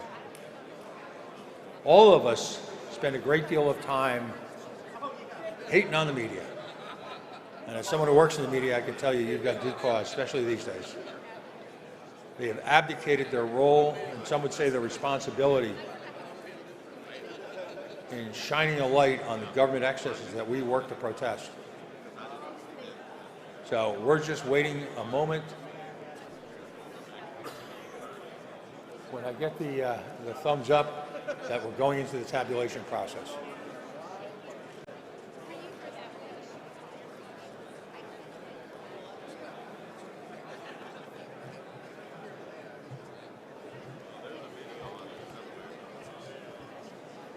Sir, Mr. Chair.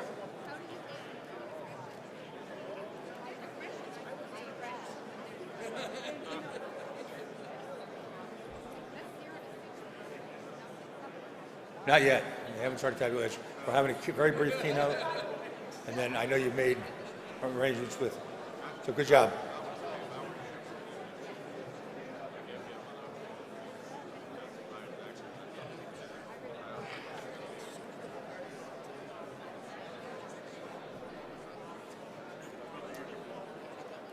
How are you?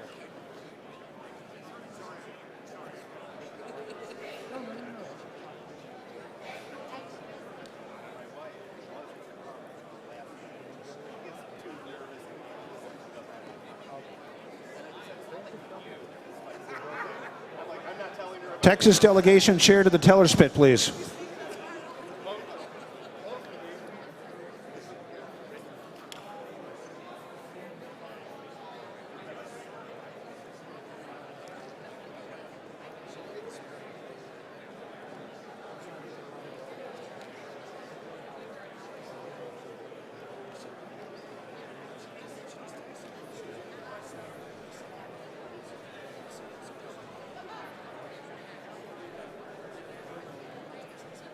Texas delegation chair to the teller's pit, please.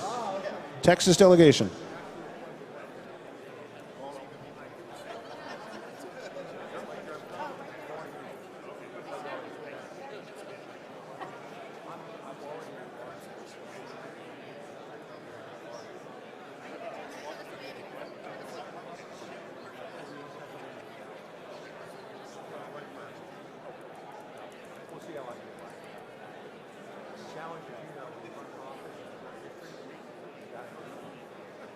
Follow you wherever you go. Then again, as you know, when you actually have to make decisions, it's hard.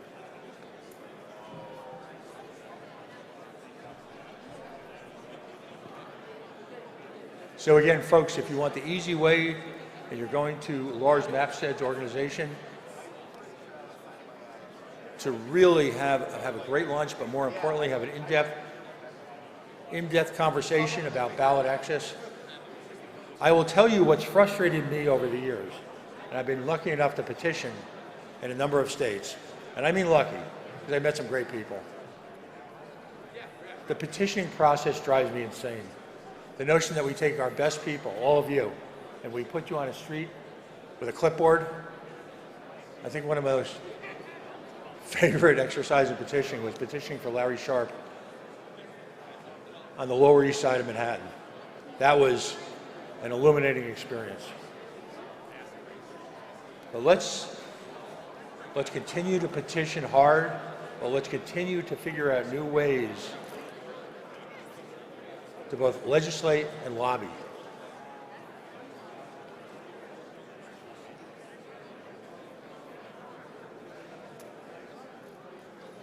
I truly believe that our election laws are the latest frontier on voter suppression. Tell a liberal that. Ask them why they're suppressing your right to vote. And they'll say, no, we're not. Well, in Brezhnev Soviet Union, you could run for office, no one would vote for you. Try getting on the ballot. That's their backdoor way of suppressing your vote. And of course, liberals are very sensitive to that because they care. They really don't. In Rhode Island, we've confronted with them on that. They don't give a damn.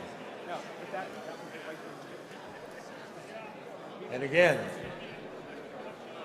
I should have put this on a recording. Take the opportunity to engage in the crypto corner. It's the first time we've done that. I want to thank Zeno for sponsoring it. So get out there, learn a little something. I hope you've enjoyed the speakers. And again, we've got a few breakout sessions left. So if you bought those gold packets or silver or bronze and you haven't used your tickets, don't let them go to waste. I will tell you, Sean Kennedy has got some of the most practical, pragmatic, fact-based, successful suggestions and solutions for running for office.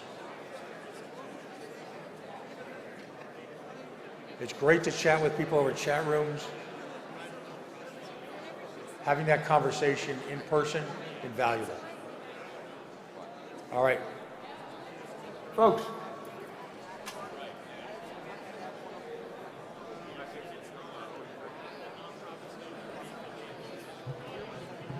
Folks, if we could all pay attention to the front stage. Introducing our next guest is perhaps one of a few or the only elected district attorney, Libertarian district attorney in these United States. I introduce to you Thomas Lane, who will briefly introduce our next guest. Thank you.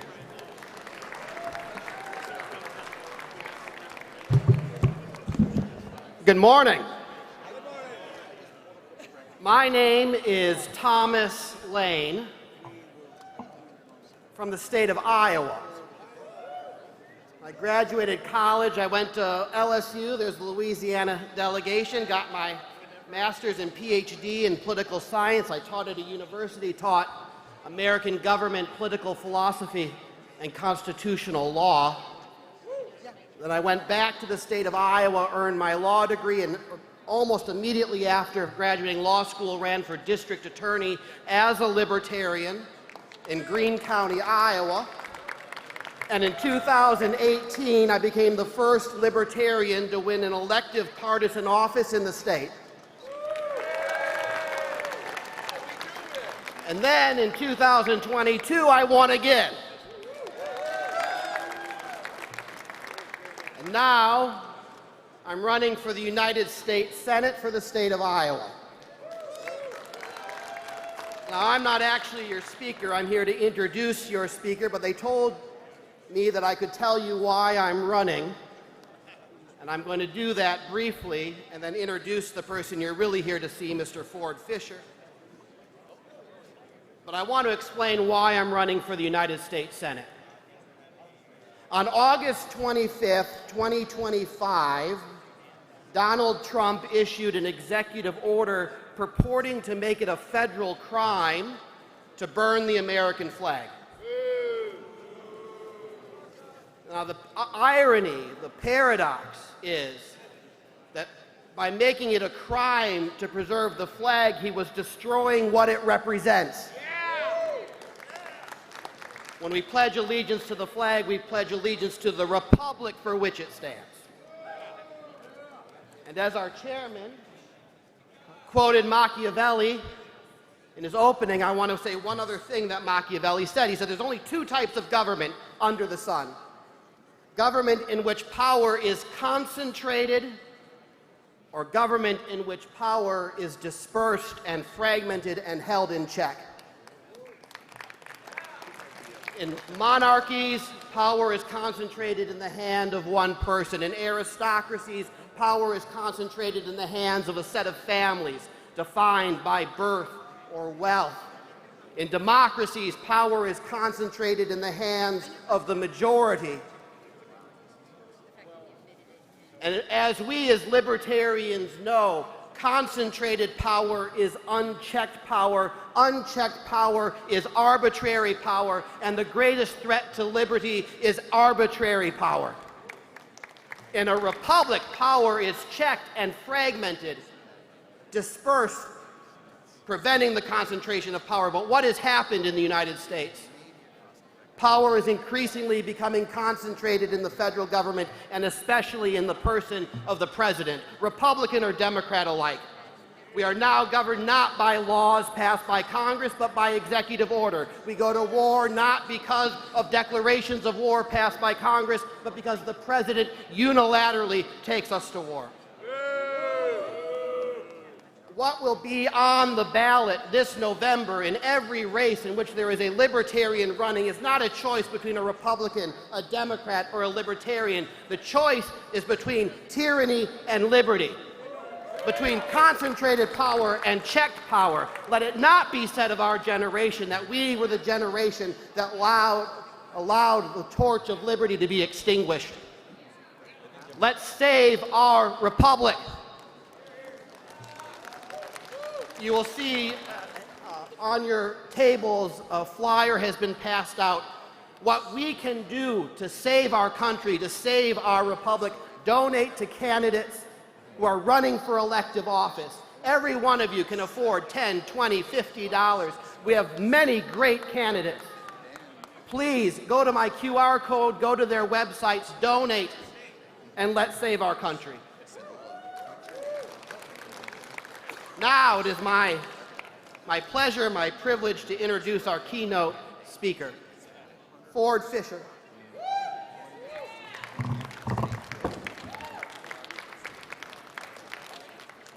Ford Fischer is an Emmy-nominated primary source documentarian and the editor-in-chief of News to Share, a platform for raw footage coverage of political activism.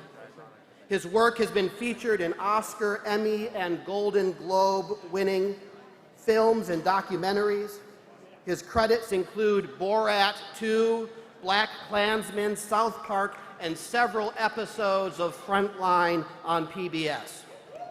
Fischer believes in using raw, primary source documentary footage and live stream to showcase political movements in America and how state forces such as police and federal agents interact with the public.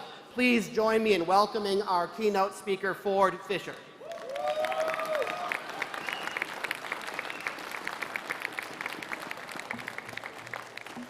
Good morning.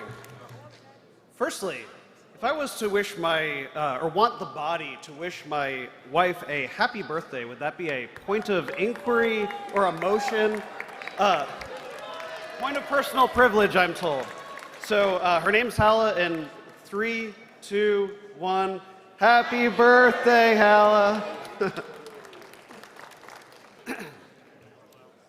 If you're in this room, then at some point in your life, you came to believe there's something fundamentally wrong with the way we the people are governed in the United States. And you're also probably on a government list. I'm here to talk to you about independent journalism today, and there's 3 government lists I'd like you all to be on. You're probably not on them yet, but if you work hard at it, you'll get there. Whatever state actions or policies brought you to this place, from the local government to the White House, you must have discovered somehow. Was it an experience you had, things you've witnessed or heard about? Was it something you've seen in the news? Whatever wrongdoing you oppose, your knowledge is power. We live in a world where virtually nothing we do is truly in secret. What behaviors, travel, and conversations you have are mostly memorialized in some type of digital form. The state can access it with a simple request to a corporation, and that's if they haven't already bought the data in bulk. What minimal privacy can be attained from the surveillance state, whether it be tools like encrypted messaging or cryptocurrency, are the exception to the rule. But what if we take a look back at the state itself? Do we the people benefit from the same transparency as it demands of us? The government operates in a deepening shadow of secrecy, unconstrained by partisan shifts or presidents. Wider surveillance of the people has run parallel to a greater opaqueness within government itself. The 21st century has brought an unprecedented degree of overclassification of state documents and punishment for those who sidestep them. President Obama prosecuted more whistleblowers for leaking under the Espionage Act than all prior administrations combined. President Trump indicted Julian Assange for publishing leaked information, setting the new standard that a publisher, rather than a leaker, could be held legally accountable. President Biden's administration argued before the Supreme Court that Americans have no right to see the opinions of the FISA court authorizing spying on Americans. Just think about that for a moment. While the government surveils the public, the people don't have the right to even know how they justify doing so. In Trump's second term, the Pentagon has attempted to prohibit journalists if they won't agree to only publish information disseminated to them through official state-approved channels. And the mainstream media, from the national down to your local station, have been brazenly complacent, often regurgitating state narratives at the risk of angering the powerful or telling their audiences what they aren't already conditioned to hear. Clearly, the balance is off. It hasn't always been this way, and it doesn't have to be. The Constitution was written such that to violate your secrecy, your persons, paper, and effects, the government needed a reason. Likewise, the government, acting upon us in our name, with our money, should have a damn good reason if it wants to keep secrets from the people. So what can we do to restore the balance? What I propose is that we need a culture among the people of surveilling the government itself at every level. I am an independent journalist. Back when I was only 14 years old, I began working at my town cable station, filming events like sports and local government meetings. What I learned very young, even in a town of 8,000 people and where the ideological divide was on funding libraries or ball fields, was the government's resistance to being filmed. Our town had, as most local governments do, an open meeting law requiring them to allow public attendance and videography. Sometimes, these tiny government bodies would make efforts to shield themselves from documentation, locking the doors, changing the locations at the last minute, or going into executive sessions to bar the public. The experience only cemented for me the importance of having raw documentation of how the government operates. Now, independent journalism can range from an as-needed skill to a weekly side quest to a part-time job to your entire career. Wherever you live, I want you to join your first government list, and it's an easy one. Subscribe to your local government's social media. Find out when the school board meets, or the zoning committee, or the town council. See what gets filmed already, and if there's a gap, fill it. The government decisions most affecting your life tend to be the ones we see the least, at the local and county level. That's also where you'll find the government's policies enforced, by the police. In the end, it is law enforcement at every level that enforces the will of the state, so their transparency is a must. At the local and state level, the implementation of body cameras has been a positive step for defendants, but in most jurisdictions, these departments get to decide what's released to the public. A new trend sweeping the nation is FOIA waivers, where defendants pleading guilty forfeit their right to obtain evidence for life in exchange for lenient sentencing. Federally, body cameras on agents are rare, and footage is very seldom seen by the public. To hold the state accountable, you must not trust the state to do it itself.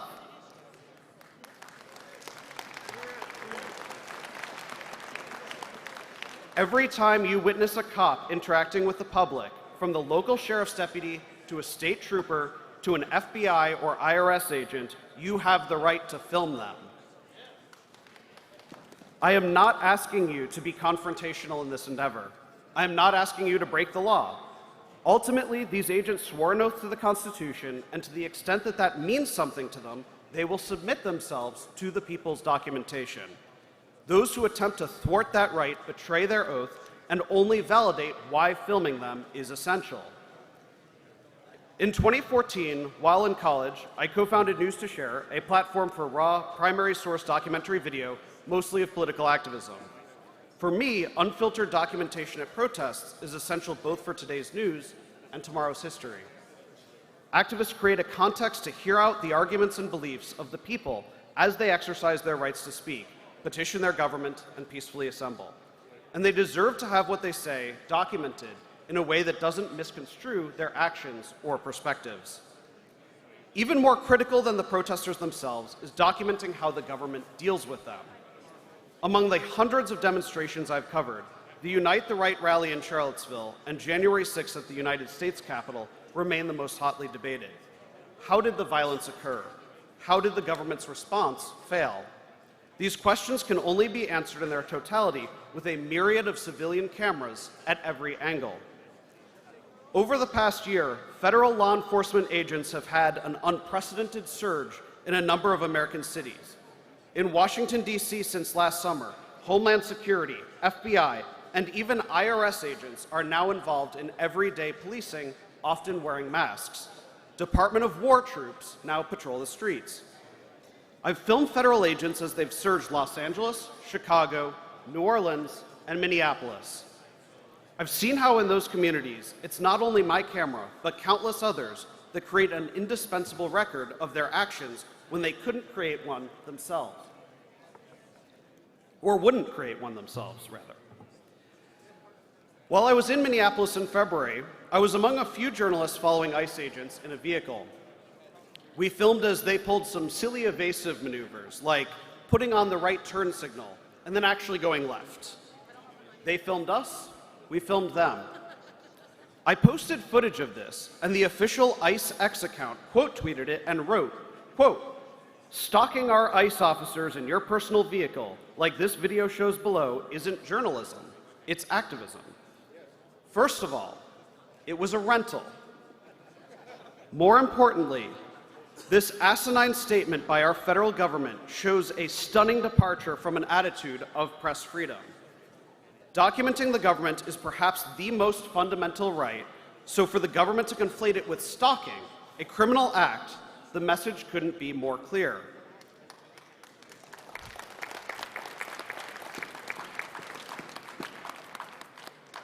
As I filmed in Minneapolis, federal agents would be swarmed with angry residents. The longer they stayed, the more people would show up. These situations escalated into street skirmishes involving less lethal munitions, tear gas, pepper spray. A lot of people got hurt, and the country needed to know exactly how it was happening. Frankly, from what I saw, it is a surprise that only 2 people died on the streets of Minneapolis. Then, something interesting happened. The feds went to Maine next. As an observer filmed agents working on Operation Catch of the Day, they started taking down her information. She asked why.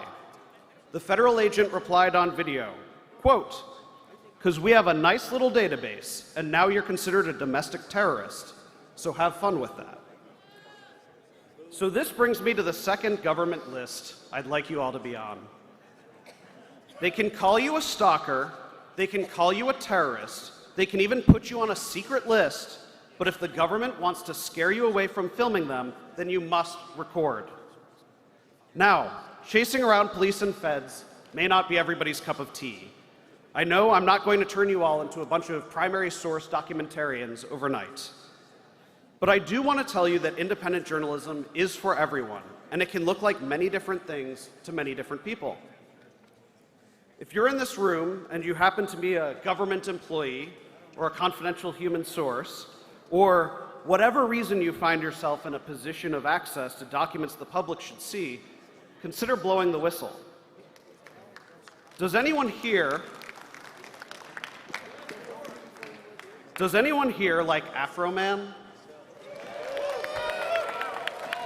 I think that got the biggest cheer out of the speech so far.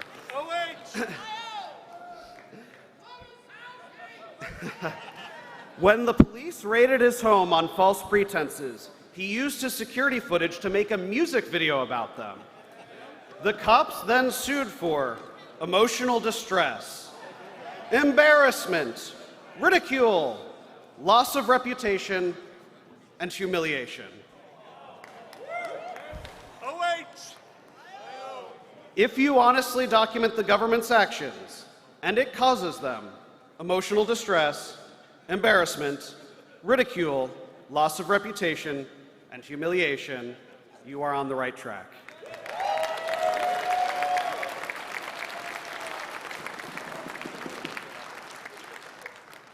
Several years ago, I became aware of the presence of a federal informant inside of the Boogaloo movement, a faction of America's militia community. Since then, I've gone down a deep rabbit hole, traveling the country, interviewing everyone involved, gathering primary sources like video evidence and court records to tell the story. It goes so much deeper than I ever could have imagined. I've also used one of the most important tools that needs to be in every one of your toolboxes, the Freedom of Information Act, or FOIA. While our government often chooses to operate in darkness, they need a good reason to reject you when you ask for files. Whether it be your town's government, the police, the state, all the way up to the FBI, the Freedom of Information Act brings their secrets to light. As we speak, the FBI has a pending FOIA request for files on the shooting of gun rights activist Duncan Lemp. 822 pages, they tell me, will take 67 months to deliver. I've also FOIA'd the word Boogaloo. 109,121 pages, they promise, will be released around the year 2032. According to the Cato Institute, the FBI has a secret list of what they call the Vexum FOIA filers. And that, my friends, is the third list I'd like you all to be on. If you haven't filed enough Freedom of Information Act requests to get on the Vexum list, you need to get those numbers up.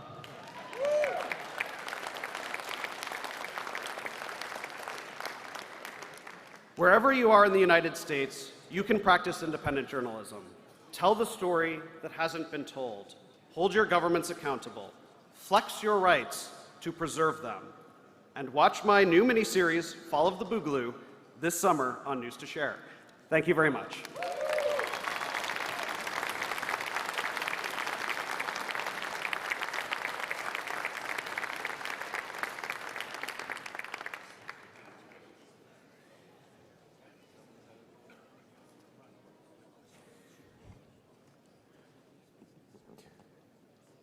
At this moment, I am just waiting for my secretary to get back. We had to deal with another situation. We are finished with tabulation, but we're going to be at ease for a little bit longer. Do you guys want to break for 10 minutes for recess to come back? No? Okay. All right, then just hang tight. Let me see where he's at, and we'll start momentarily.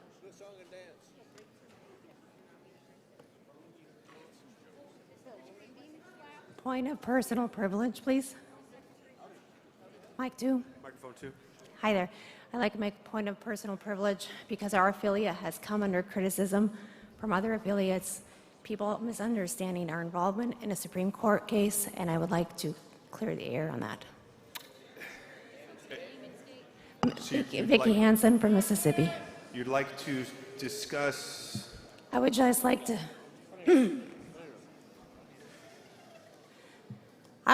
clear the air on why our state affiliate took up the Supreme Court case. There's a lot of people who are really confused about why that was. It's not normally in order, but without objection? No objection, go ahead, ma'am. I appreciate it, thank you. So, as I said, Mississippi has come under fire by organizations, affiliates, and individuals for our involving a current Supreme Court case. My affidavit on behalf of the state party testified about the burden placed on our party when the state of Mississippi allows certain absentee ballots to have post-election day counting. It forced candidates to stretch monitoring, staffing, and post-election oversight for 5 days after election. We do not have the large infrastructures, attorneys, paid staff, and deep volunteer pools of the duopoly. That means we have to choose as a party in the other 26 states that also have similar election laws to choose between spending limited volunteer hours monitoring ballot receipt or using those same resources to reach voters, organize communities, and grow the party itself. That is not equal access, and it actually granted us standing in front of the court. We also step forward because libertarians believe in accountability. The Constitution gives Congress authority over federal election timing, not the individual states. Consider that when corporations harm communities or the environment, or government passes laws that harm citizens, we demand accountability. So too, we demanded that Mississippi be held accountable to the U.S. Constitution. What is important, thank you. What is important for everyone in this room to understand today, please hear this, right now, is that a ruling is likely coming at the end of June. And there is a very real possibility that national media attention will follow. I spoke with our attorney, and he said that all of his media engagements, he is pressing that the Libertarian Party of Mississippi did this, even though the GOP also had a lawsuit. Our attorneys are the one who argued in front of SCOTUS, not the GOP. So when the ruling comes out in June, that means that the Libertarians actually won this, and it's a great possibility if the media complies with that. We know how the media is. But this ruling will force over 20 states to reverse their laws for federal election if the Supreme Court rules in our favor. And that is a huge deal. And the Libertarian Party, not just the Libertarian Party in Mississippi, y'all, because this is national news. The Libertarian Party made this happen, and I ask that all of you own this with us. Thank you.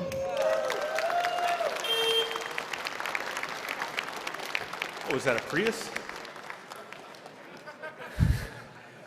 All right, you guys want to see the results? Yes. Yeah. I'm going to direct my Vice Chairman Paul Dar to please put the result. I don't know if I have to. We can put the result. The HDMI line on the main screen. Thank you. Who are you? You already replaced it.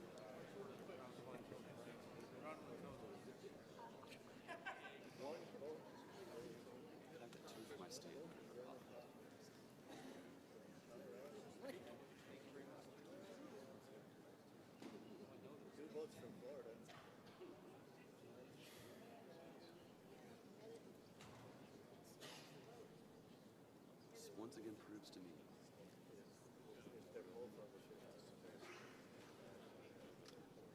Mr. Chairman. Microphone 2. I just, is there a place, is there a link where we can see or view this? No. I don't believe so. We're going to have to just take a look here for now. Thank you.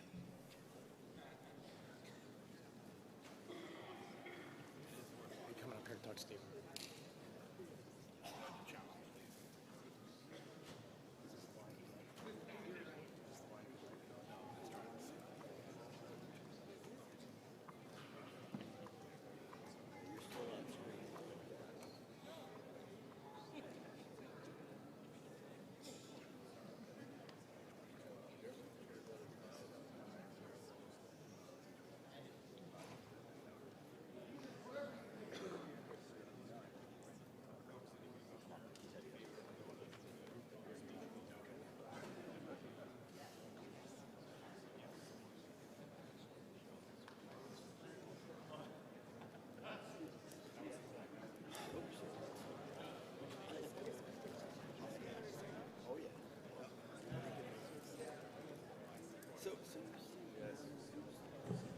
Tyler Danke, please report to credentials.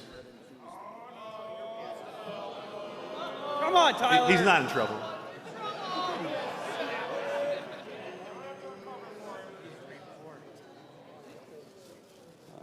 I don't know if I got it.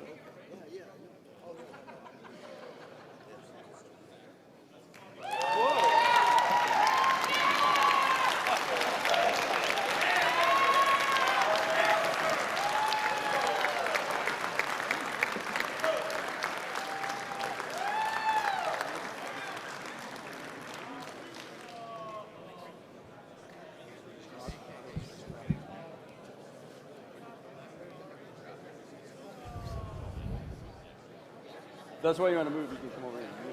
Y'all ready for round 2? Mr. Chairman. Mr. Nikela. Mr. Chairman. Mr. Chairman, microphone 3. Microphone 3. Aaron Starr, California.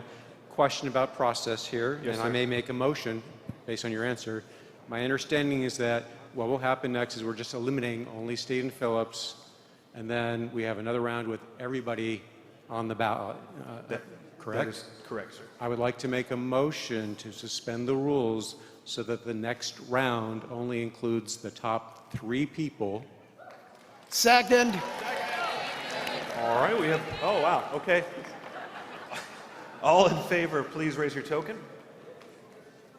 What was the motion? Put them down.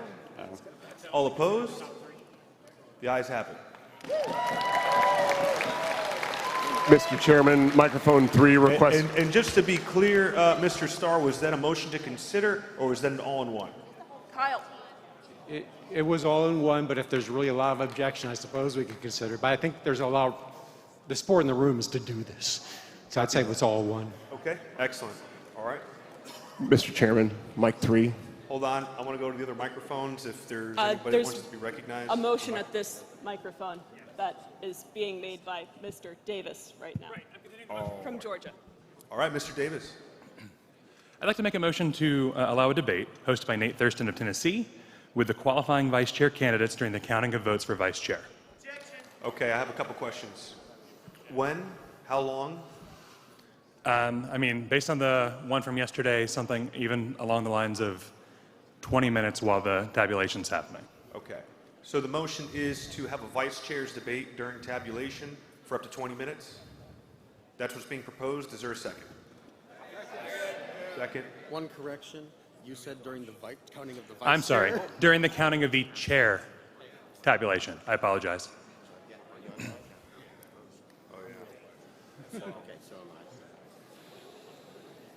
Okay, so what's going to happen is at noon. Vote! Hold on. At noon, we're going to end up breaking for lunch. So if this passes. Mr. Chair, Hold on. Hold on. If this passes. I object. Hold on. All right, so we had a motion for the ayes. All nays? Looks like ayes have it. I'm a teller. Hold on I didn't second. get to speak. One moment, ma'am. So we are now on to the discussion on the item. Was that an all-in-one motion, or was that a motion to suspend the rules to discuss? I think it was discussion. All one. So, Point of order, this would allow for effective discussion during the ongoing ballot.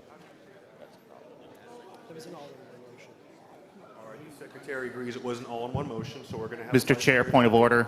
Point of order, which microphone? Microphone 1, Luke Enzer, Pennsylvania delegate. My understanding was we had gotten the seconds on the vote. We had not actually called for ayes or nays to be voted on. I don't think we have actually voted on the motion yet. It was seconded but not voted on. Is that true? Yeah. Okay. You guys keep me accountable. So it was seconded. All in favor of suspending the rules in order to consider, or in order to, it would be to adopt the motion. Raise your tokens.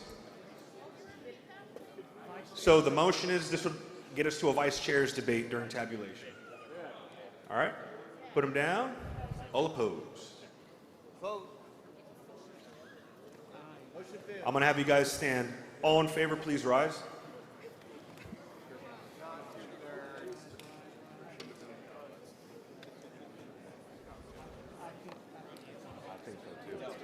All right, sit down. Of course, somebody might want to run again. All opposed. Well, we've already heard from them. Then you'll vote against my point. I'm voting no. It's going to take longer than they thought. Somebody can challenge it.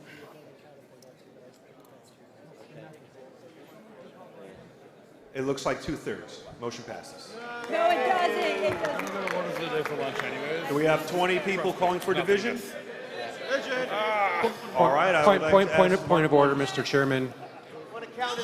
Point of order, right microphone 3, Aaron Starr, California.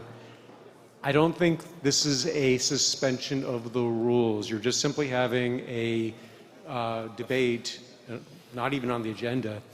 I think a majority can actually do this. It's not business. I believe it requires 2/3. Request for information. Hold 1 second, please, Mr. Chair. He's right. It's not business. Point of order, Mr. Chair, microphone 3. Hold, please. It's not business. If the body wants to take up, it doesn't matter. Because it's not business.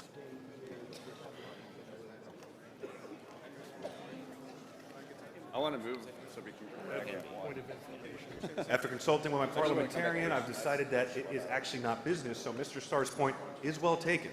Point of order, Mr. Chair. Which microphone? Microphone 3. Microphone 3, Mr. Martin. There's a point of personal privilege here as well, which may take priority. Well, one at a time. Hi, Chloe Mineshausen, Kentucky. All the tellers are delegates, and if you're having a debate while we're counting, we don't get to hear it or have information while we vote. Thank you. And further, Mr. Chair, as a point of order... Mr. Martin, I'm going to come back to you. Is that okay? That's a point of personal privilege. Are you going to rule? I don't rule on a point of personal privilege. Are you going to That's not a acknowledge it? I hear you, but this isn't a conversation, so thank you. So ignoring it. Okay. All right. Anybody else seek me recognized? Point of order, privilege, Mr. Chair. Microphone 3. Microphone 2. Justin O'Donnell, delegate from Louisiana. All week so far, we've been offering free Request for headshots for information. candidates Sorry. who want to have free headshots or any delegates who want to look nice. We spent all this time debating dress code, but dress as good as you want if nobody sees it. What was it for? I appreciate During it. lunch today. I appreciate it, but this is not business. Point of order. Point of one. information. Point No, of order. Hold on. Microphone 1. This is regarding I'll the come back- election. This is I'll- regarding I'll come the back to ballot you. right now. It's come- urgent. It's an urgent point of information. I will come back to you next. One I of my promise. delegates is I will asking to come know back to you which next. are the top Ma'am, 3 you're not candidates. recognized. Microphone 1, then 3. Can you put them on the screen, Mr. Secretary? Just the top 3. Thank you.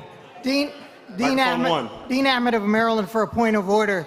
This is a matter of a point of order because there will be if we have this suspension of the rules, anyone who loses the chair's race will not be allowed to run for vice chair. Yeah. So it's a matter of their rights as well as the right of this body that may want to elect one of them. This would be a breach of the The bylaw. motion.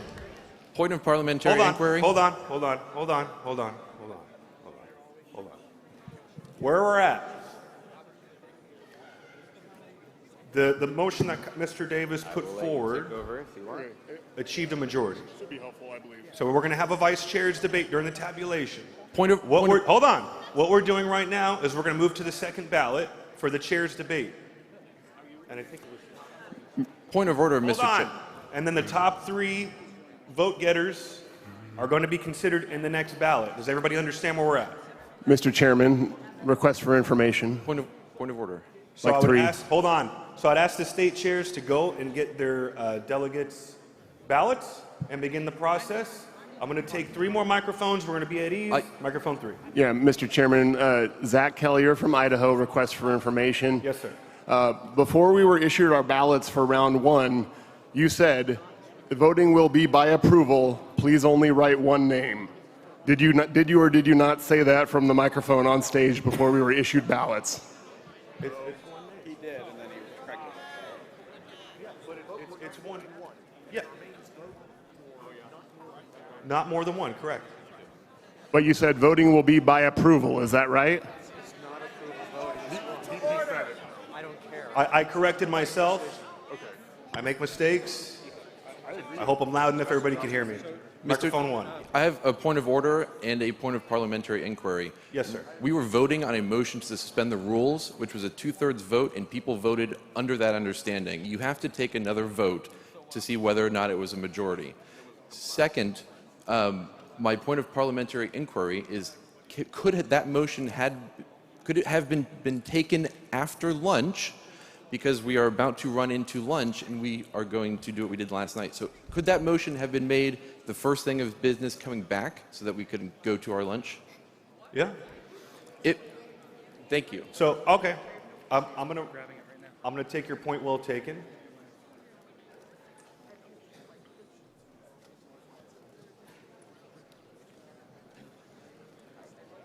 Are all California ballots in?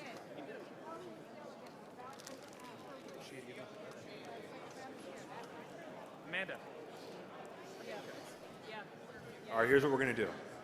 I'm going to ask the body to retake up the proposal by Mr. Davis to do the vice chair debate, but we're going to do it after lunch. Is everybody cool with that? Point of order. Point of order. Objection, Mr. Chair. That is absolutely out of order. There is no way that you can re-vote a vote that has already been taken, where you've already decided the threshold was majority and you've already decided. This is dilatory and out of order, and it is a coordinated effort, and we see what you're doing. Stop. Point of order. I yelled point of order for 5 minutes. It was timely. I was not recognized, but I yelled point of order. Please retake the vote. I'm going to retake the vote. All in favor of the vice chair debate, please rise.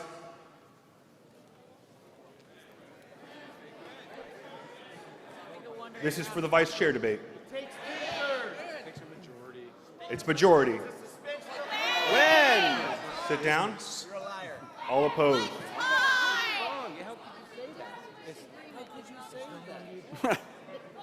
Looks like we got a majority.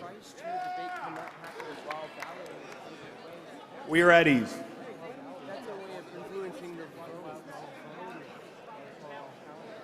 Ah, fuck it.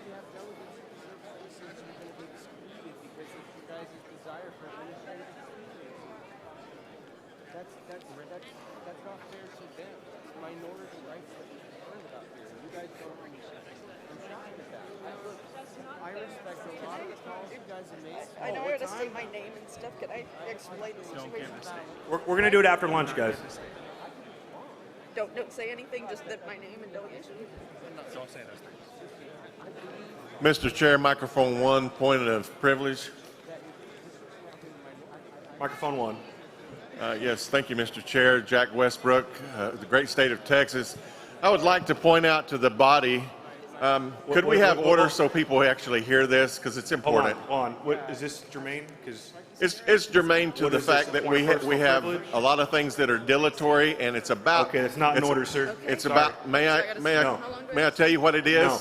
Well, what are you asking? Is it personal privilege? All I wanted to say is it's privileged because we have people making points of information and yelling points of information when people have points of order, and points of order take priority over points of information. So I just wanted the body to understand that you should not get up and call for a point of information when a point of order is taking priority at a microphone.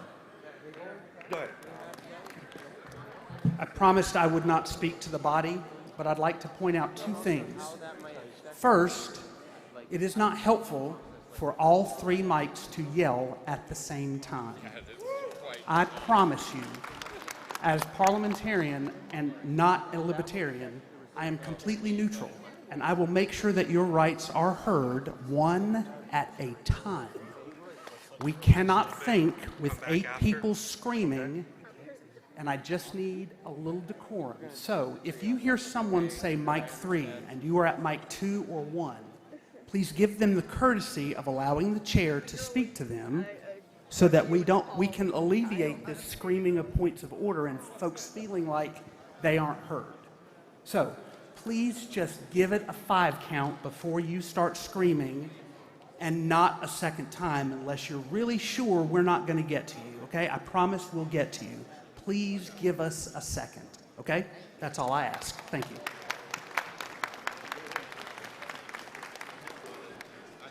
This is Dan Johnson with Ballots Without Barriers. Who here is coming to the Ballots Without Barriers luncheon? Man, you guys can be louder than that. Who here is coming to the Ballots Without Barriers luncheon? All right, fantastic. So, I know you guys are libertarians and struggle to follow directions. However, please listen to me clearly or you will not get food, okay? In order to get to the luncheon, you have to go out past registration, up the stairs, and where you would usually turn to go to the hotel, you're going to walk down that corridor.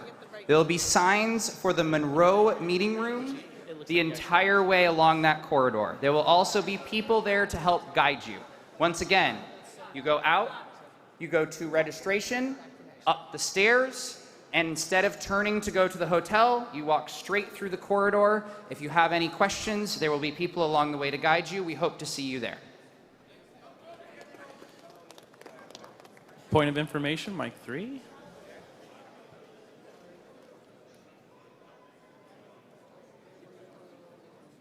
Point of order, the time has come to disaffiliate LPNH.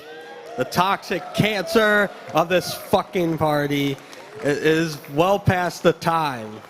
especially after one of our delegates have gotten assaulted. Point of order, that was not a delegate and not a motion. Let's avoid diverse politics. Who wants to avoid diverse politics Listen, today? we're at ease. I will turn off the microphones. Point of information, if I wanted one of the Live Free or Die magazines or the Food Freedom magazine,